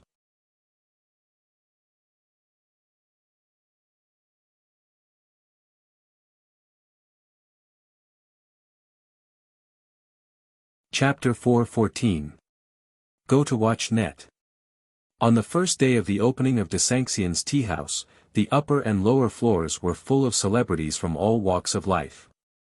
There were business beauties like Yin Mengfan and Chao Kefi, film and television stars like Lu Feier, senior political officials like Li Yuanhua, and billionaires like Shen Wancai. Go to Watch Net. With so many people gathered together and their eyes fixed on one place, Li Yundong was going to fight in public in front of so many celebrities. It would be a lie to say that he was not nervous at all. At present, Zhang Ling said it politely and said that it was a trick in public, but in fact, this behavior was no different from challenging the dojo. If he lost, although the mortals around him could not see anything, the cultivation world would immediately spread the news. On the first day of opening, he had failed in a battle. This was tantamount to being slapped in the face in public, which was a great shame. Li Yundong knew that he absolutely could not lose, and there was no way out. However, he had only cultivated for a little more than half a year.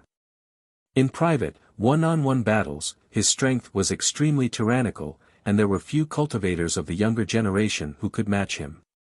However, fighting in public was different from fighting in private. Li Yundong's cultivation time was still short, so how could he know the mystery of fighting in public? He was secretly a little vigilant and awe-inspiring, but he heard Zhang Ling say in a clear voice, "Li Yundong and I will do a little trick. Please watch carefully."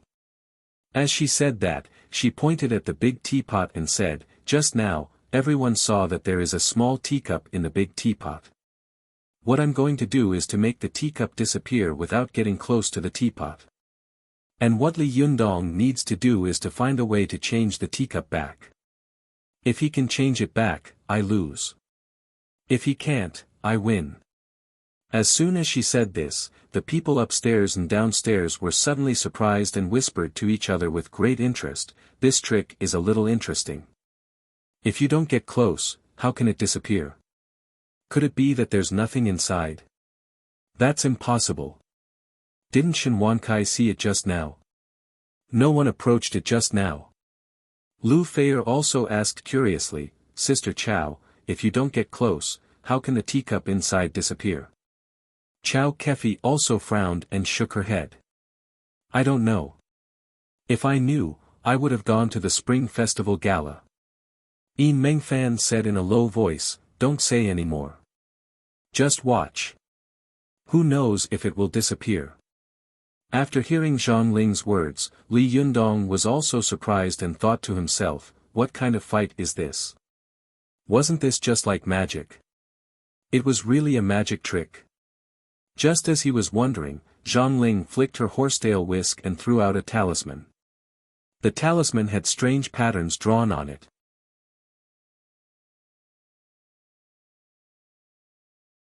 It hung in the air without moving or falling. After a while, it slowly burned to ashes. At this time, the people who were watching the show outside the arena were surprised and sighed. The corners of Zhongling's mouth curled up, revealing a hint of pride. She flicked her horsetail whisk over the teapot and said, "I've already taken the teacups inside." The crowd exclaimed, and many people hurriedly asked, "President Shen, quickly check if the teacup is still there." Only then did Shen Wankai come to his senses. He walked over to the teapot, opened the lid, and looked inside.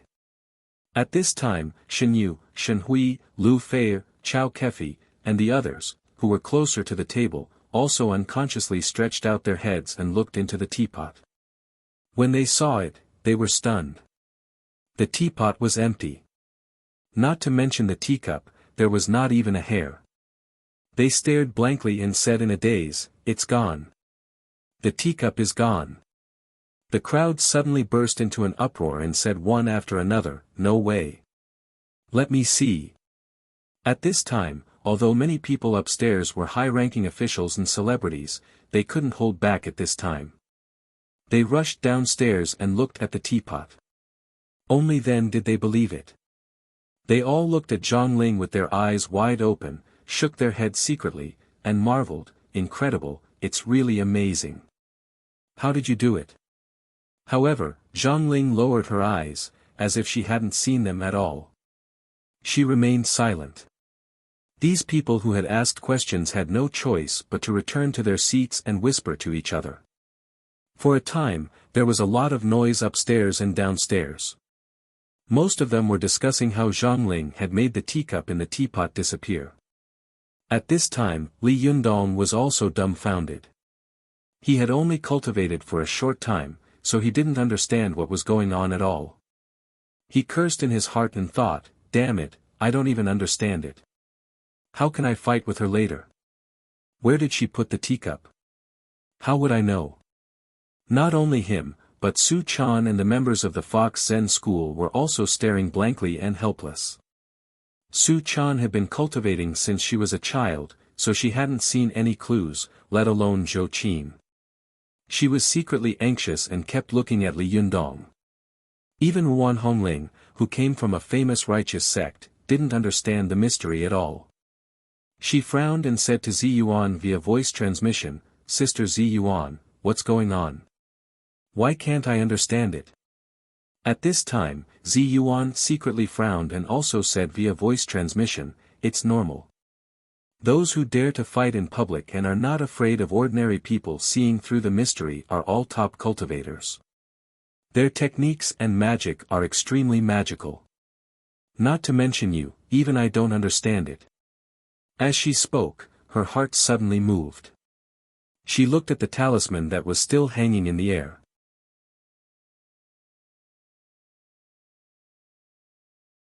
With this look, a smile suddenly appeared on the corner of her mouth.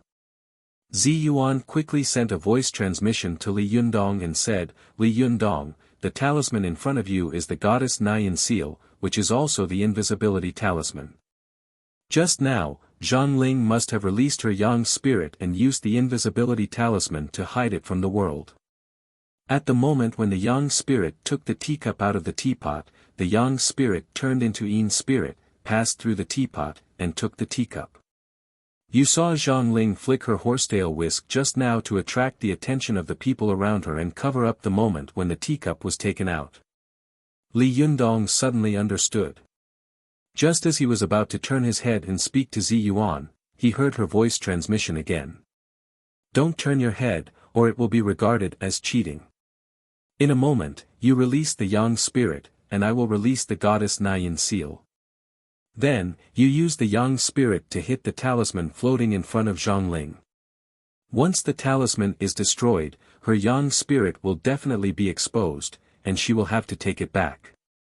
Once the yang spirit is taken back, the teacup will automatically appear." After hearing Ziyuan's words, Li Yundong nodded very slightly, indicating that he had understood. At this time, Zi Yuan said via voice transmission, "I will count to 3, and we will do it at the same time. In a while, I will stick the talisman on your sleeve. The moment you release the yang spirit, you will throw out the talisman and stick it on the yang spirit." At this time, Zi Yuan stood behind Li Yundong. With a flip of her 5 fingers, she took out a talisman from her sleeve. Using Li Yundong's figure as a cover, she quickly drew a goddess Nyan seal, and then she said via voice transmission, 1, 2, 3. When she counted to 3, Li Yundong instantly released his yang spirit. At the same time, Zi Yuan quickly stuck the talisman on Li Yundong's sleeve. Li Yundong swung his arm at the same time, and the talisman immediately hung in front of him, just hanging on his yang spirit. Li Yundong and Zi Yuan had an excellent tacit understanding. It was almost as if one person was casting magic. At this time, no one upstairs and downstairs could see any flaws. They only felt that Li Yundong's body shook slightly, and then he also threw out a talisman like Zhongling. It was also suspended in the air and did not fall to the ground. After a while, it was burned to ashes. Although they saw that Li Yundong's technique was the same as Zhongling's, they were all excited and wanted to see how Li Yundong would change the teacup back. Only Zhongling secretly frowned and gave Zi Yuan, who was behind Li Yundong, a meaningful look. After Li Yundong's yang spirit went out of his body, although he couldn't see Zhongling's yang spirit in front of him, he knew that Zhongling couldn't see his yang spirit either.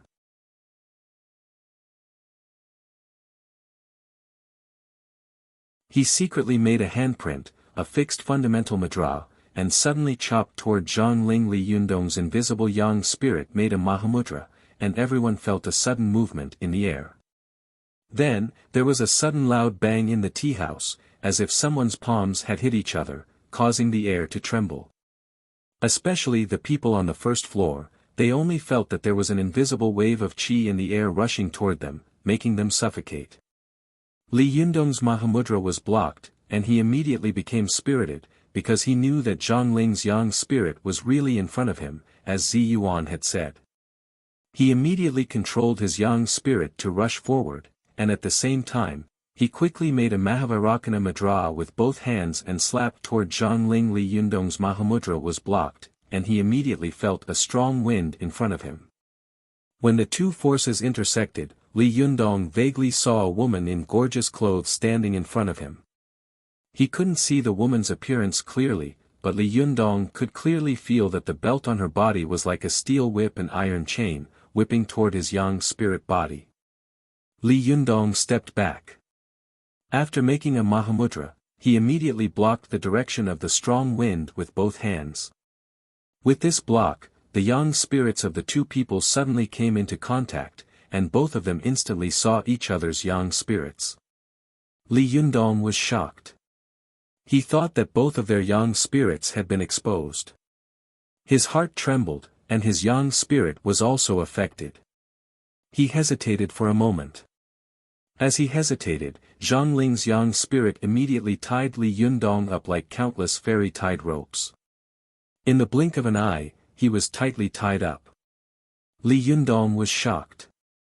He wanted to struggle, but he was afraid that the movement would become louder and louder. If he didn't struggle, he would definitely lose. Just as he was in a dilemma, he heard Zi Yuan's urgent voice transmission, "Li Yundong, don't worry. You haven't been exposed. When the two Nyan goddess seals touch each other, they will offset each other's invisibility, but this is only for two cultivators with Nyan goddess seals. Others can't see it. Hurry up and run outside. This place is narrow, and it's suitable for Zhongling, not for you." When Li Yundong heard this, he immediately had an idea. He immediately used his yang spirit strength and rushed out of the door like a violent bull. Zhongling's yang spirit, who was tied up by Li Yundong's belt, was also forcibly dragged out, and the two of them flew into the air. As soon as Li Yundong flew into the air, he was like a dragon swimming in the sea and a tiger entering the mountains. He no longer had any scruples. With a loud shout, his jinqi surged out, and his yang spirit body rapidly and violently expanded. In just a moment, he had become an iron arhat more than 3 meters tall. You're tuning into the Han Li's Wuxia Chronicles YouTube channel. We're so grateful for your support, and don't forget to subscribe to join us on this incredible journey through captivating stories. Your generosity through donations truly makes a world of difference, as it's the primary source of revenue that allows me to expand and enhance this channel for you. Thank you from the bottom of my heart for being a part of this adventure.